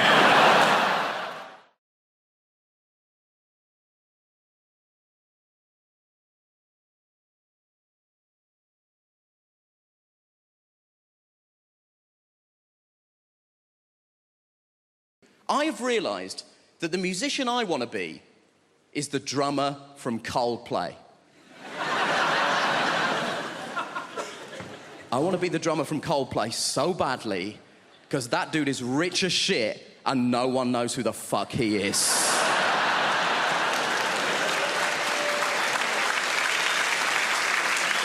No one knows who the drummer from Coldplay is. He could be here and no one would know. It could be you, it could be you, it could be you. I'm not sure it's an Indian woman, but it could be. We don't know. I'm obsessed with the idea that this guy has the best life in the world. And I was telling my friend about this, and she tried to tell me something that she was trying to portray as a bad thing. Apparently, he loves Game of Thrones, so he said to HBO, can I be in Game of Thrones? And they were like, yeah, man, you're the drummer from Coldplay. You can do literally anything you want. We'll restart The Sopranos if that's something that will make you happy, right? Now, he is in Game of Thrones. Confession time, I don't watch Game of Thrones, but even I know the Red Wedding is an important episode of Game of Thrones, right? He is in the Red Wedding. Guess what he is doing in the Red Wedding? He is the drummer in the wedding band. That is the extent to which this guy's anonymity is a borderline superpower. He is in the most famous episode of one of the most popular television shows in the world, doing the thing he is famous for, and no one noticed.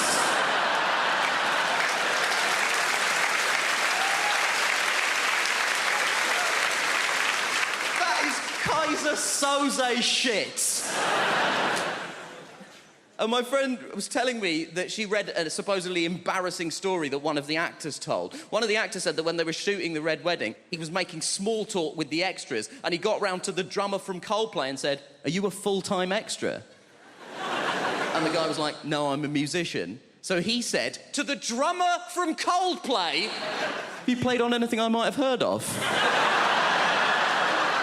To which the drummer from Coldplay was presumably like, have you heard of All Music? Because I'm basically the drummer on All Music. And my friend tried to tell me this, like this was a sad thing. She was like, oh, this guy's in Coldplay, but no one knows that he's in Coldplay. Isn't that sad? No. Because the problem with being in Coldplay is that people hate Coldplay. People hate Coldplay so much. And the people who hate Coldplay don't say things like, oh, it's not to my taste. They say things like this, I hate Coldplay! But what you mean when you say that is, I hate Chris Martin. No one is angry with the drummer from Coldplay. No one has ever been like, oh, the drummer from Coldplay! He's ruined my life! And I know what you're thinking. You're thinking, Nish, Why are you so obsessed with the drummer from Coldplay? There's 2 other people in that band. We don't know anything about them either. And you know what? You're right. There's a guitar player and a bassist in Coldplay. I wouldn't know them even if they were here. I assume it's you two, but only because he sat next to her and I spoke to her already. That's all I've got to go on at this point. They have the exact same life as the drummer, because I did a bit of research into this. Turns out Coldplay are one of those bands where they split the royalties equally. So they have the exact same life as the drummer, apart from one detail. They have the exact same life as the drummer. They have the same level of wealth, access, and anonymity. But crucially, the drummer is sat down.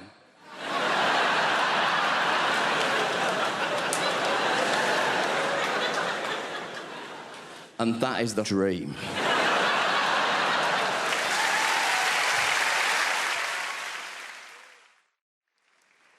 All of the parenting stresses me out. All of it. Like right from the beginning, when you're pregnant, you've got to think of a name for your kid. You're like, right, we're going to have to name it. That's tradition.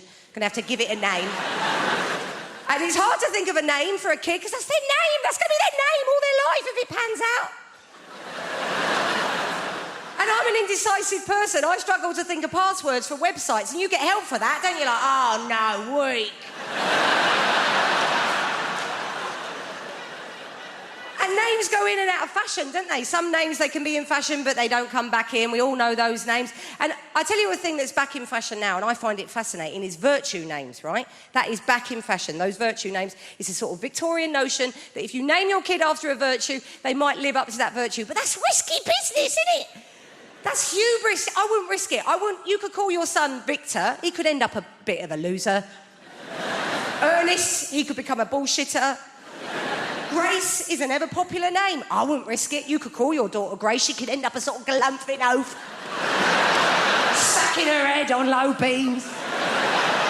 Falling into crockery at dinner parties. You'd be like, oh, come on, Grace. Do your laces up, babe. Stop farting. Prudent, she'll end up lip deep in debt, won't she? Chastity. Although my son is called Frank. Someone said to me, you've done it, innit? You've called your son Frank. That's a virtue. To be honest, to be bored, to be trustworthy. I was like, oh, shit, never thought of that. Should end up an estate agent now, isn't he? He's funny, Frank. I think he's funny. I would say that, wouldn't I? Because I'm his mum. He's not funny. My child's funny. Tell a joke. Look at 774 pictures of my child. But I think he's funny, right? I went to pick him up from school the other day. I pick him up every day because they get proper arsey if you don't. They do. They ring you. They're like, where are you? I'm like, TK Maxx, where are you? Oh, all right then, yeah. So, yes, I went to pick him up from school. And I was late, and I wasn't being very laid back that day. I was running a bit late, a bit stressed. I had my eldest with me. I had my mate's 2 kids that were coming back for tea. I thought we'd just get him and go. He's in reception. I was like, right, we'll just get off, yeah? But the teacher stopped me. She went, can you wait, actually? Can we have a quick chat? In that, voice. So I had to arrange my face into one of those mum pretending to give a shit faces. I said, go on, what's he done?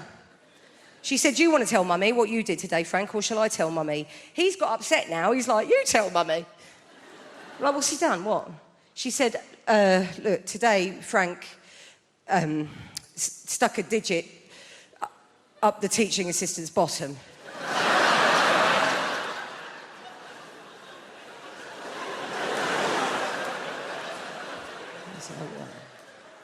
That's not ideal, is it?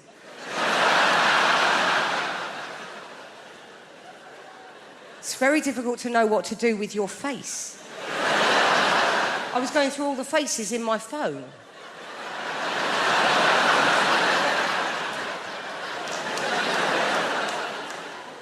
She said, we've talked about bodies, haven't we, Frank? And areas of bodies that we respect. I thought now would be a really bad time to go,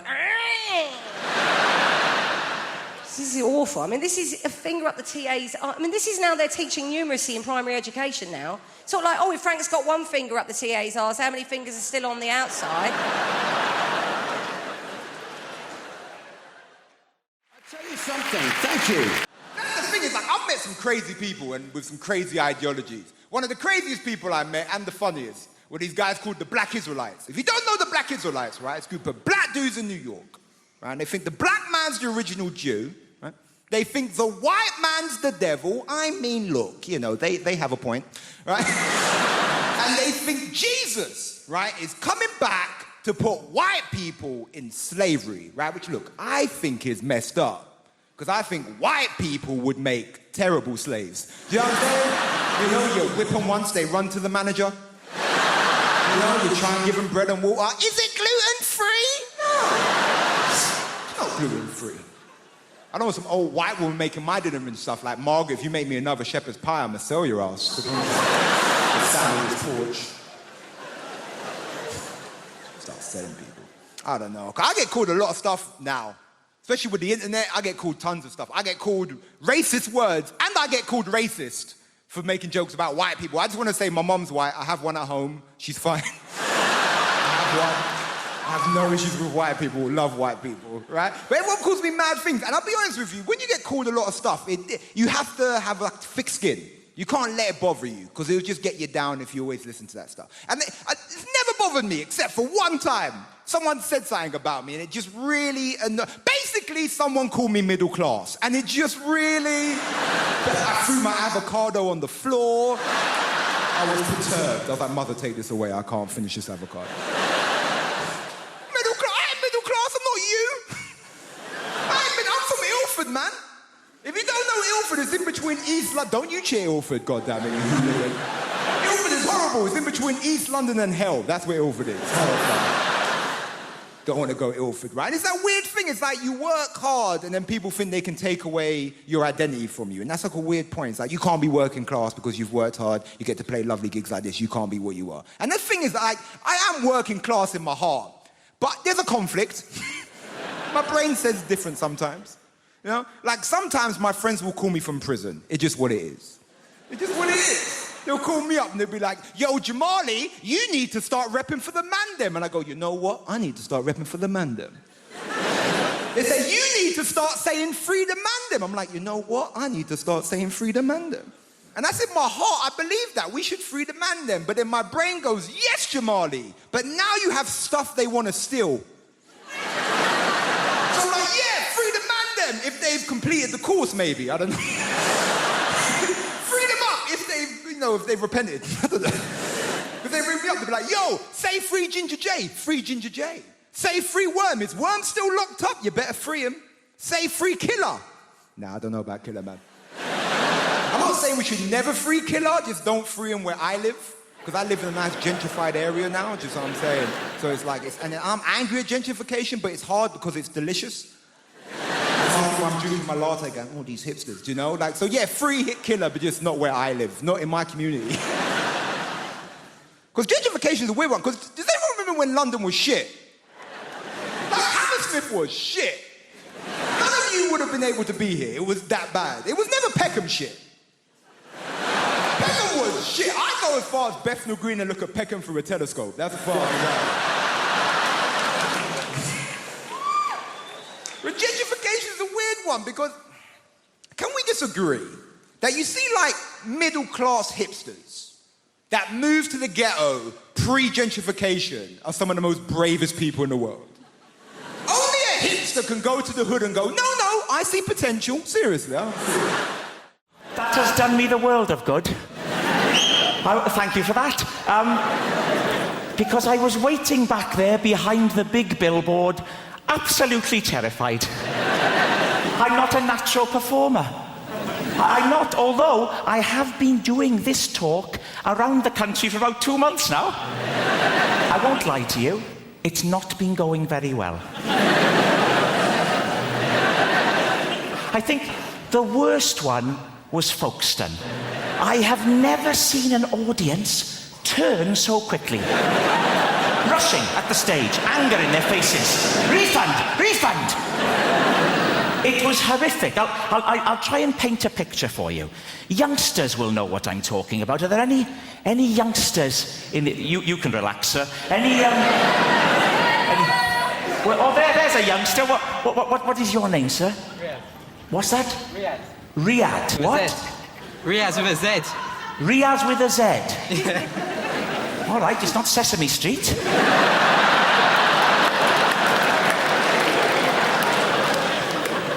Riaz, how old are you? 18. 18? Shouldn't you be wearing a hooded top? Get out of my shopping centre! Riaz. Don't laugh at Riaz, please. You'll know what I mean, Riaz, when I talk about stage diving. Are you familiar? You won't know what I'm talking about, sir, but this is when a rock star, like a Kurt Cobain or a Duncan from Blue, they run and they leap. And you're right to be afraid. You're right to be afraid. They leap onto the audience, Riaz. It's terrifying. The audience grab hold of them and manhandle them. Turning them around like that, all over the place. Terrifying. Now, what happened at Folkestone was almost a complete reversal of that. with people just rushing at the stage. It was appalling. But I don't think we're going to have a repeat of that tonight. I don't. Because I'm already getting a lot of warmth from you. I am. To quote the great Darius Danesh, there's a lot of love in the room. There is. And a wide range. We've got Riaz with a Z. No one can take that away from you, Riaz. I wouldn't try to. You'd whip out your hooded top and you'd happy slap me into submission.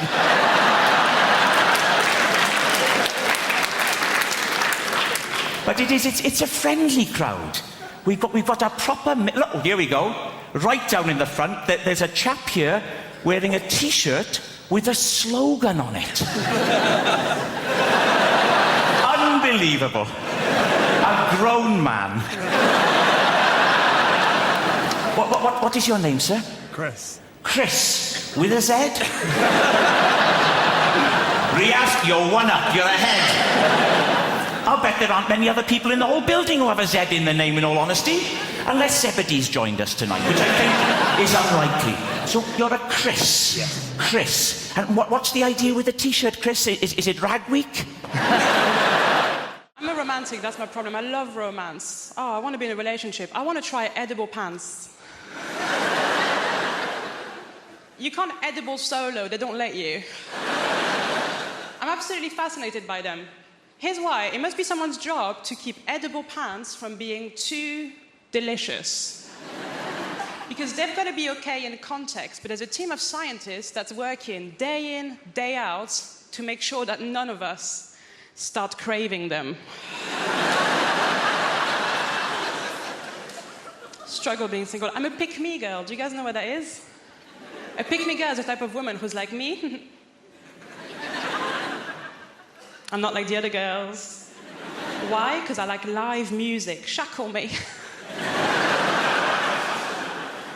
I do like live music. Like, sometimes I wonder if anyone's gone to see the band Placebo thinking it was The Cure. So I do think about that stuff.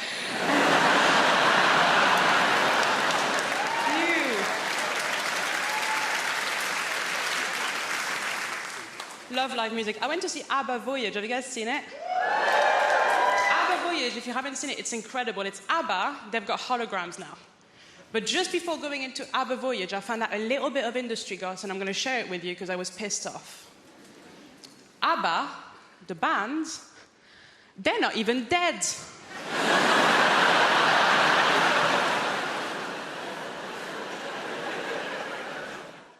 Going away with my wife, she does this thing, right? If you get her in an airport, I'm not allowed to have my own passport. It's embarrassing. It's embarrassing. I'm a 40-year-old man. I get to passport control. They say, "You got your passport, mate?" I'm like, "No. I'm not allowed to carry it." Apparently, I'm not mature enough. I don't know what happens, man. The moment you get near an airport, she becomes like some sort of Russian people trafficker. Do you know what I mean? She's like, "I must have all the passports. You cannot handle passport. You are too stupid for passport. I must keep all passports in zippy clear travel document folder, huh? Alongside printout from TripAdvisor. but you may carry the bags. I'm like a peasant boy for the day. Oh, thank you, master. Thank you very much. Yes, it's a real honor for me to carry your bags, you know. 11 pair of shoes for 3-day mini break is a good idea. Yes. Maybe you will become a centipede while we are in Egypt. Who knows?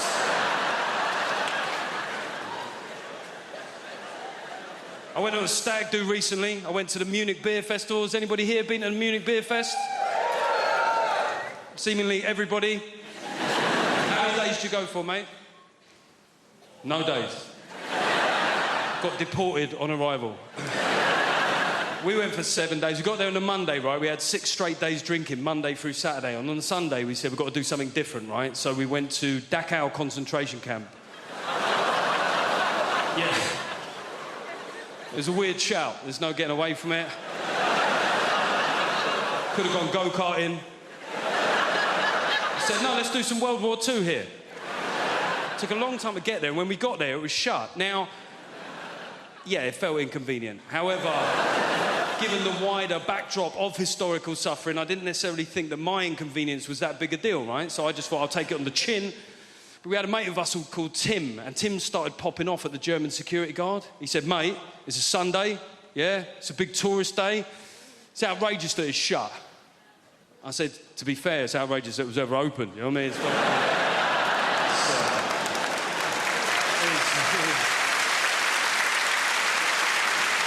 It is weird that you're making this about you, Tim, to be honest.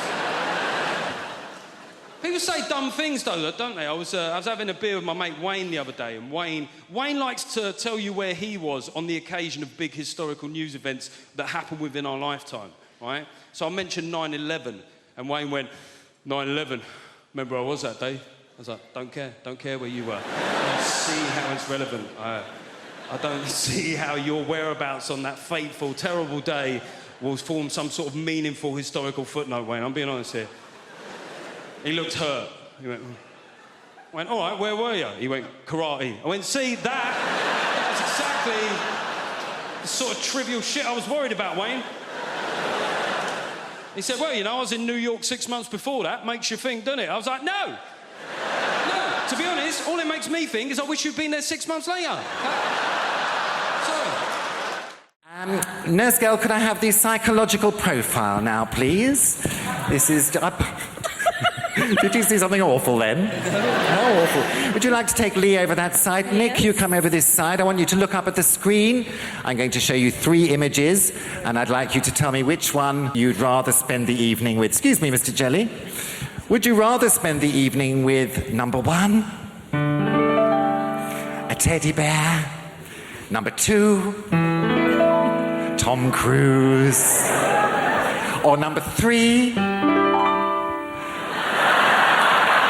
a large courgette? Which one are you going to go for? I'll go for teddy bear. You're going for the teddy bear. You're going to play safe. Let your arms hang loosely by the side. That's right.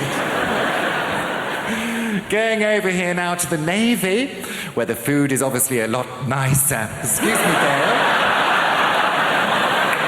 Similar arrangement for you, Lee. Would you rather spend the evening with number 1, a hot water bottle, number 2, Jude Law. No stains on the upholstery, please. Or number 3, a large sprig of purple-headed broccoli. What's it to be? The purple head wins all the time. It does? Excellent. Would you like to now join me back in the middle? Lee and Nick, come over here. Some straightforward questions now, just to find out a bit more about you. What's your favourite aftershave? I don't wear aftershave. You don't? Deodorant? Sure.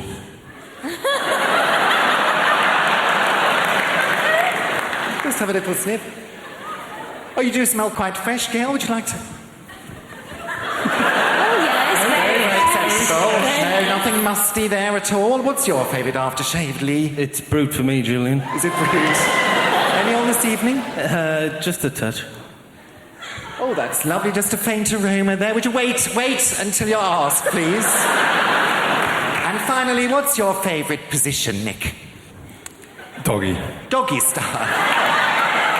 What sort of dog do you have? Your favourite position? Reverse cowboy. Reverse cowboy. Laughing at your own jokes there. It's like you're on stage with Billy Connolly. Now then. Right, that's it. Nurse Girl, could I have the rubber glove now, please? For medical reasons, I'm obliged to conduct an internal examination. Thank you very much. Could I have the swabs at once? Here they come. All sterilised, open wide. Oh, I say. Lots of room in there, isn't there? What a waste. And Lee. There we are. Perfect. Get those under the microscope at once. Take Lee over to his screen. Nick, come over here. Let's see the results of your swab test first, please. Okay, nothing to worry about there. Just a couple of common or garden microbes. It's almost as if someone just filmed a lava lamp.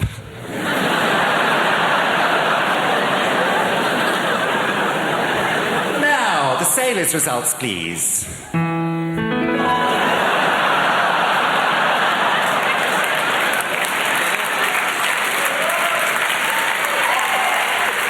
Not very nice, is it?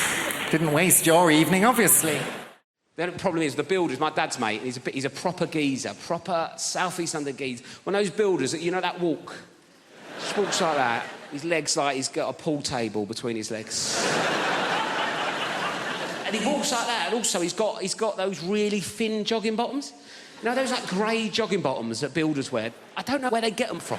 They're so thin, and it just grabs onto anything that's there.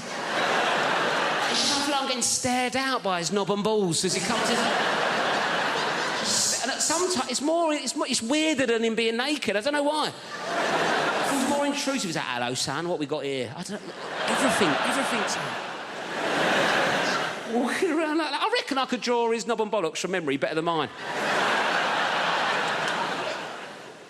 So he's coming like that, and I'm like, oh, God. I go, do you want a cup of tea? He goes, yeah, I'll have a cup of tea. I went, how many sugars? He went, 13. That's not a cup of tea anymore, it's a pudding. That's an angel delight of a tea bag, innit? 13 sugars, how'd our mate sticking it in? It's about £3 worth of sugar. He's only come round for a quote, it's already cost me. I put 14 in to test him. Give it him. He went, it's a bit sweet, innit? You winding me up, you know me on 13, you greedy bastard. Old type 2 Terry's come round and it's a bit sweet for him, is it? When are you going to do this job? I want it done before your foot comes off, all right?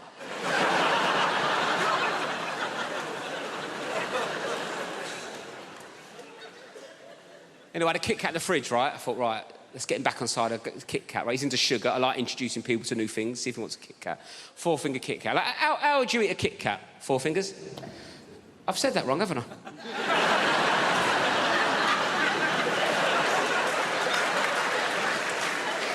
I thought you looked at me funny.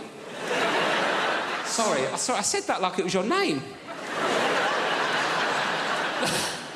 I meant to say... I don't know what I meant to say. I meant to how would you eat a 4-finger Kit Kat? But I went, how'd you eat a Kit Kat? 4 fingers.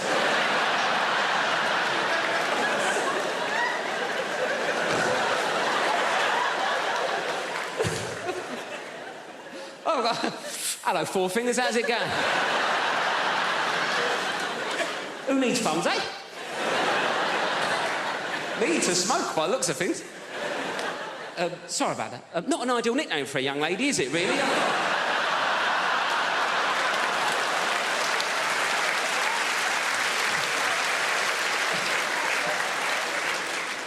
So what would you do? 1 finger at a time? Is that what you'd...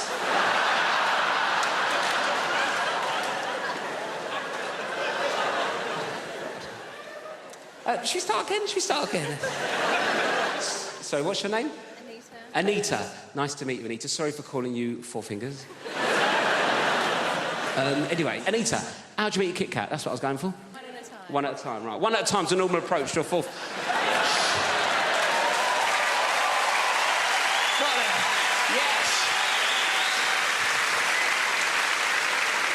Anyway, one at a time's a normal approach to a four-finger Kit Kat, isn't it, right?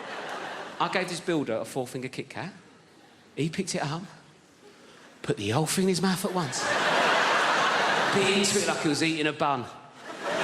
Dirty ogre sugar bitch. What kind of animal is one popping a four-finger Kit Kat?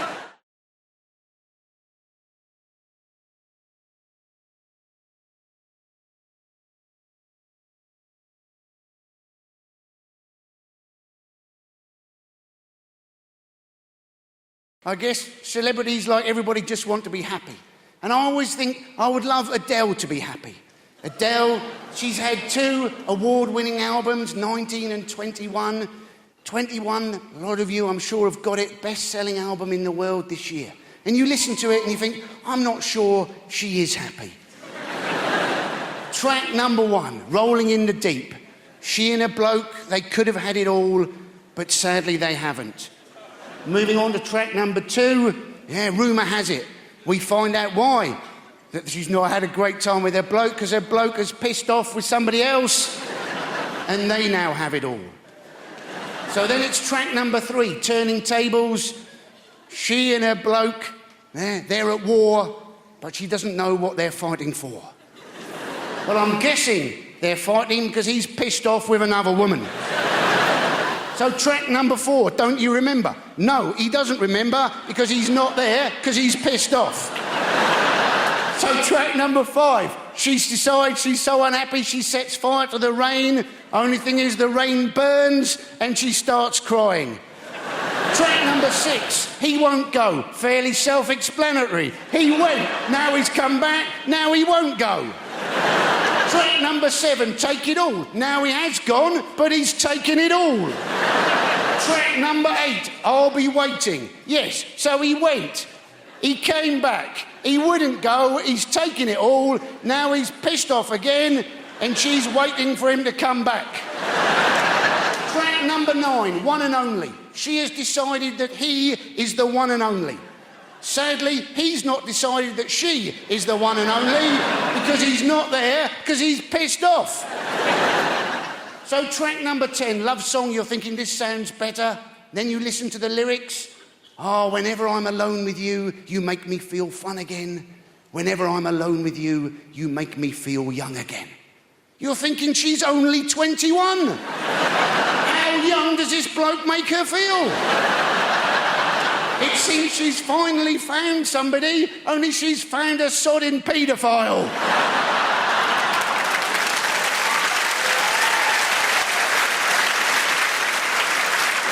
So you come to the last track on the album, Someone Like You. This bloke has gone and married somebody else, so she wants to find somebody like him. This is the bloke who she fought a war with, made her cry, left her, came back, wouldn't go, took everything, then went, married somebody else, and made her dress like an 11-year-old. Surely she should write a track, Somebody Never Like You, Ever, Ever Again. After 12 songs, I've learnt my sodding lesson.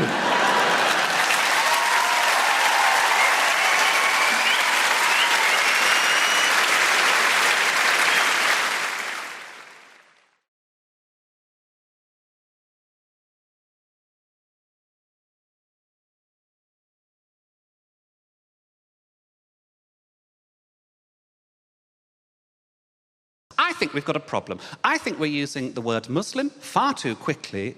It's a political rally now, don't worry. There'll be levels of knobhead. There'll be levels. I think she's despicable.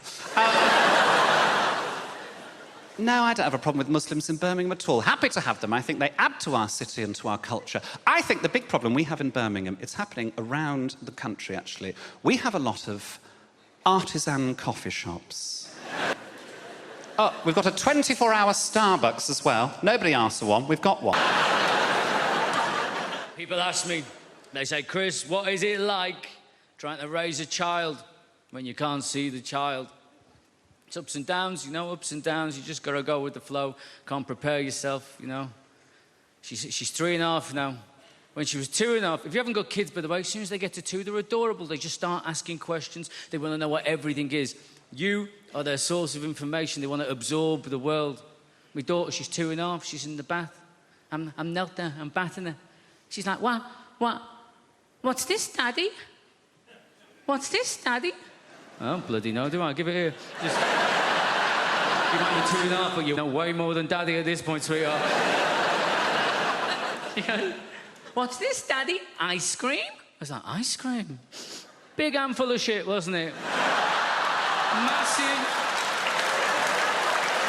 Not like a little pebble, not like a little sweetness. Where did that cut? An impressive quantity for an adult male. I wasn't entirely sure the dog hadn't jumped in and done it when my back was turned and she just scooped it out. She just slapped it in there in one go.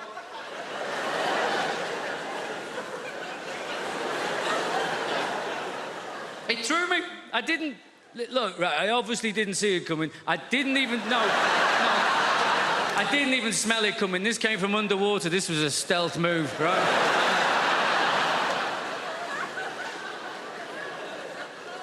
And I'm not entirely sure exactly what happened, you know. I've narrowed it down to 2 options, I think. I've given it some thought. I mean, she was 2.5. Let's give her the benefit of the doubt. She deserves the benefit of the doubt, doesn't she? Option 1, benefit of the doubt. This is what happened. She sat in the bath in the warm water. Yeah? She farts. She shits herself. She doesn't know she's done that.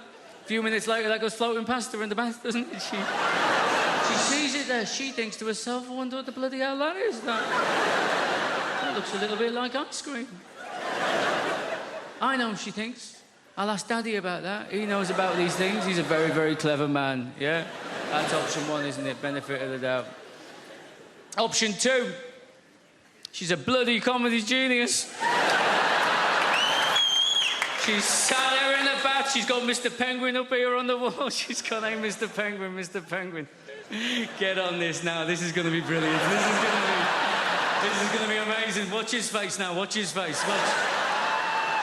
Keep looking, keep looking. What am I going to do? Not only am I going to do a shit and put it in his hand, I bet you I can make him sniff it.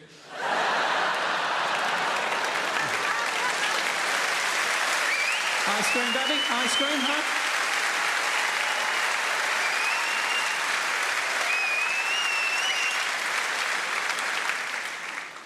We were very lucky with my daughter.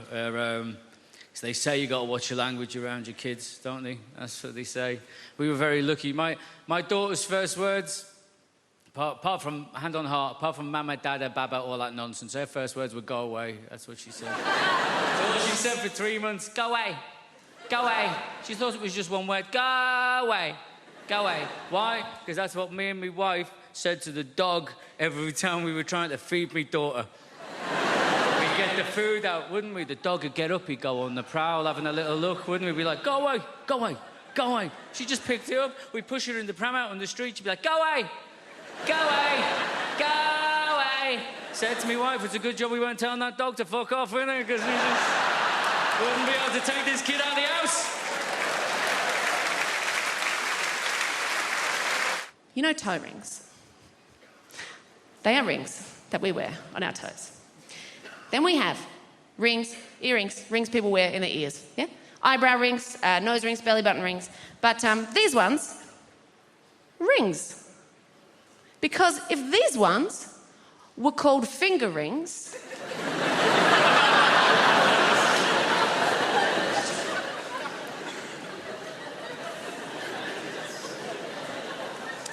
make weddings pretty awkward. With this fingering,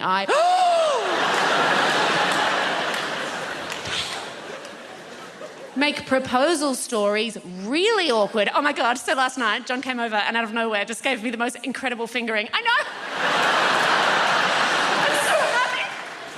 I mean, he asked my dad's permission first, obviously. And my dad was like, you go for it, son, you give her that fingering. And he came over, and he looked at her one knee, and he said, darling, I want to give you this fingering. It's the same fingering that my grandfather gave to my grandmother.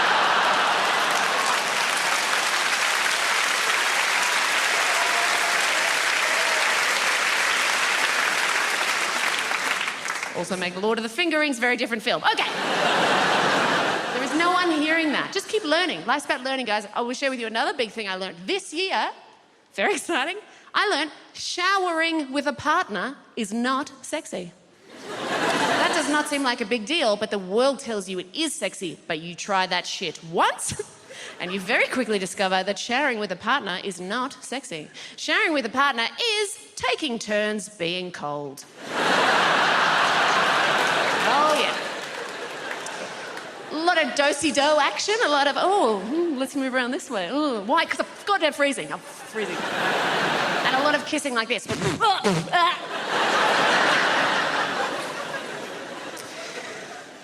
mainly, as I get older, I just keep finding out shit that I'm wrong about. Like, you grow up and you go, I know these things, I'm sure, and then wrong.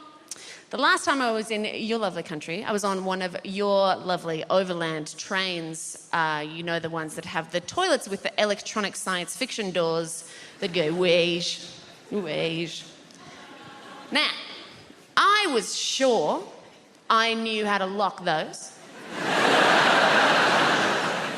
Nah, turns out I know how to shut them, yeah. And 12-year-old boys on the other side know how to push the open button. And I don't know if you've ever been sat on the toilet when the door opens, but look, it's everything you dream it will be. And a little bit more. Now, the thing with those doors is they take quite a long time to open. So I was desperately trying to find the close button, eventually found the close button, but the thing is, as they take quite a long time to open, similarly, take quite a long time to close. So I got to maintain eye contact with an understandably horrified 12-year-old boy. His face was being very slowly covered. It was kind of like this. And it finally shut. I sat back down and went, oh my God, I am never wearing a jumpsuit again. It's lovely to be here. I've come all the way from Brighton. Just in case you're wondering what this haircut is about. Might be a new face for some of you people. Don't panic. The BBC invited me here because they needed a beige lesbian. So I'm just here to tick some boxes. Not your box, madam. Just a metaphorical box. I'm half Spanish, that's what's happening there. I've got a Spanish mum, and she lives here in the UK. It's all very legal. She's lived longer in the UK than she's ever lived in Spain, but the brilliant thing about my mum is that she's never lost her accent. She's done very, very good. She's lost the words she cannot pronounce. Lost the words she cannot pronounce, huh? My favourite word that my mum's never been able to pronounce is my brother's name.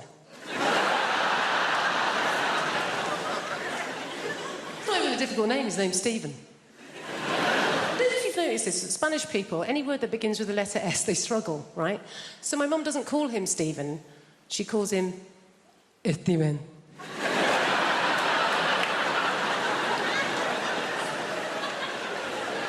What's his name, Mum? Steven. Is it? Isn't it just Stephen? Even if I know his name is my son, it is Steven! You don't want to mess with my mum. She's not like British people here in this country. We can be quite passive-aggressive, can't we? She's just very aggressive woman. I don't know how my mum's never really coped in this country, and I think it's because, like a lot of Mediterranean people, she's quite loud, yeah? She's got one volume, it's like this. Whereas in this country, particularly if we're middle class, we tend to be low talkers, don't we? We don't like to raise our voices, do we? Why?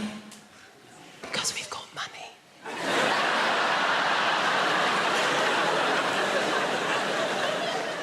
And we just assume that if you are raising your voice, well, you're probably poor.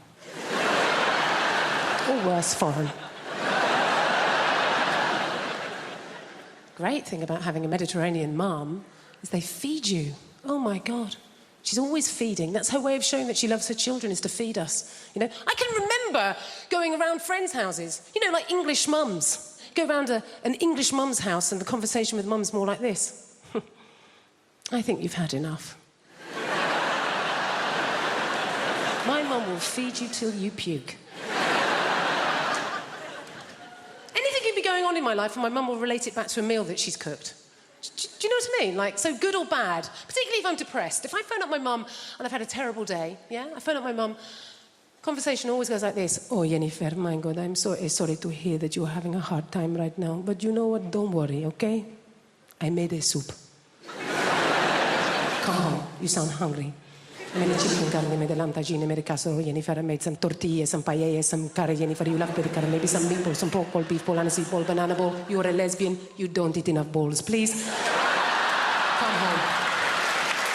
Eat my balls. Some people find very strange things entertaining. There are people out there, some people love scary movies. Ugh, I hate scary movies. They're too scary. They scare the shit out of me. Every time I see a scary movie, I'm scared for days. I hate them. But there are people who love them. There are people out there who actively seek them out, who actually enjoy the sensation of being scared by a movie. I've never understood that attitude at all. I've never been frightened in real life and gone, oh, Jesus. Yeah, I'll pay for that. Yeah, all right. That felt horrible. £13? Sure, yeah. Let's go now. Ridiculous. My friend's like this, right? My friend Jason loves scary movies. Jason can't get enough of scary movies. Actually, loves scary movies, Jason. Jason is black, which I only mention because you imagined him white, and he isn't.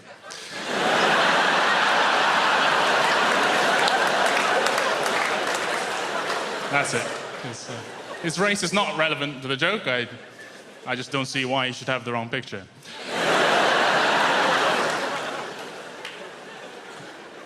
But Jason loves scary movies, and he's always trying to get me to go see him with him, go to the cinema and see scary movies with him. I'm like, Jason, I don't want to pay money to feel worse. That's an illogical exchange. That's a bad transaction, Jace. I don't want to do that. I was thinking about it. It's such a first world privilege. Don't you think? To enjoy scary movies. What a first world Western privilege. I mean, how comfortable is your life that you have to go out and buy a ticket just to know what it's like to feel under threat? You know, no one in the Democratic Republic of Congo saw The Grudge, you know? They don't need that shit. They got real life stuff to deal with. I guess it's a masochism, right, to enjoy a scary movie. A masochism to derive a pleasure from a pain. And I understand masochism, I have to say I do, because I love spicy food. I love spicy food. It hurts me, I'm a little Asian god, but I love it. And if you think about it, spicy foods is actually a lot like scary movies, you know? If it's good, you feel alive. If it's really good, you shit yourself. What else about me? I'm 26. I'm 20 goddamn 6. People often think I'm older, because although I am 26, I look terrible. I look gross and old, I guess. Mothers, lock up yourselves. Old Wang's on the prowl. He gonna get you. I'm a bit fat, I suppose. I don't look great. I'm a bit fat. I don't struggle with my weight. People my shape and size often say they struggle with their weight. They're always very sad. Oh, I struggle with my weight. Oh. I don't struggle with my weight. Struggle implies that I fought back at some point. I didn't. I helped. I was very much an accomplice to my weight. I was no barrier of entry to my weight. My weight knocked at the door and said, "Can I come in?" And I said, "Can I keep playing video games and touching myself?" And my weight said, "Yeah." Oh, come in! Take off your shoes, though. Chinese house.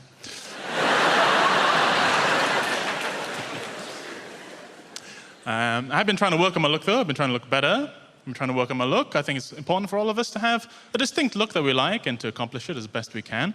And so I have settled on the look of Cambodian dictator.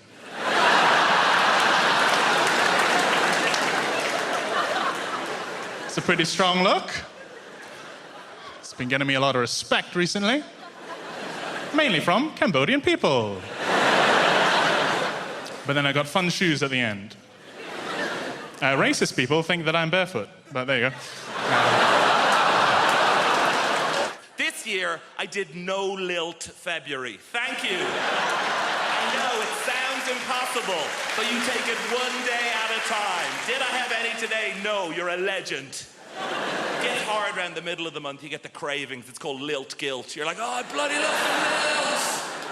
It's the night where you go to the shop at midnight, you kick the doors in, where's the lilt? And they're like, we don't stock it anymore. Like, ah! So you try and make your own hooch lilt, you know, where you get a pineapple and a grapefruit, and you add in batteries and a horse's head, and you're like, it's good, but it's not totally tropical. Did that joke in America recently. Turns out they don't have lilt there.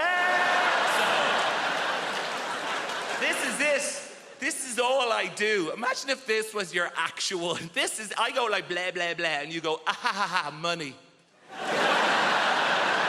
Can't believe I get away with it. You do actual, proper London jobs. You know, like blacksmith, you know? Farrier. Brunch DJ. The big three. I tell you, I do not trust. People who work in offices, I know, right? What are they doing? Nothing takes that long. They're planning something. They must be. Do you know? Do you ever call in to visit your friend in an office unexpectedly? Everyone just shits themselves. They're like, what's he doing here? Cover the screen, lie across the spreadsheet, get him out. Kind regards, warm regards, best. That's how they talk. Seen the email. Hey. I know what it's like in the real world. Look, sometimes I check in your world. Oh, gross, back to showbiz. And... No, I'm very self-aware of the level of fame that I have. I was in a supermarket recently, and an older lady came up to me, and she put her hands on my shoulders, and she said, you are vaguely familiar. And that is it. I did a gig in Wrexham, and I was at an ATM machine, and a guy cycled by, and he shouted at me, surprised to see you at an ATM machine. And I've been obsessed with it since then. What did he mean? On the one hand, is he surprised I don't have a butler to go to the ATM machine for? No, I think it's the opposite. I think I'm surprised you have any money whatsoever doing keyboard horse shit. Here's my greatest ever showbiz tale. I did a gig in your Milton Keynes recently, thank you, and I was staying in the Milton Keynes Hilton, and she is the least well-known of all the Hilton sisters. And I checked in after the gig at like 12:30. Room 303 is where this took place. Open the door, TV on in the room. Not that uncommon in the chain hotels. I guess it's to welcome you. But get this, on the TV is me playing the shitty keyboard on some show. Immediate thought is like, is this a service they provide to all guests? If so, no, it's the realization, this is it. I've arrived. And I waltz into the room, down the little corridor with the loo away to the left. And as the room opens out, there is a fully naked man lying on the bed. So they've given me the key to someone else's room. But he is lying there, watching me on the TV. And he looks up.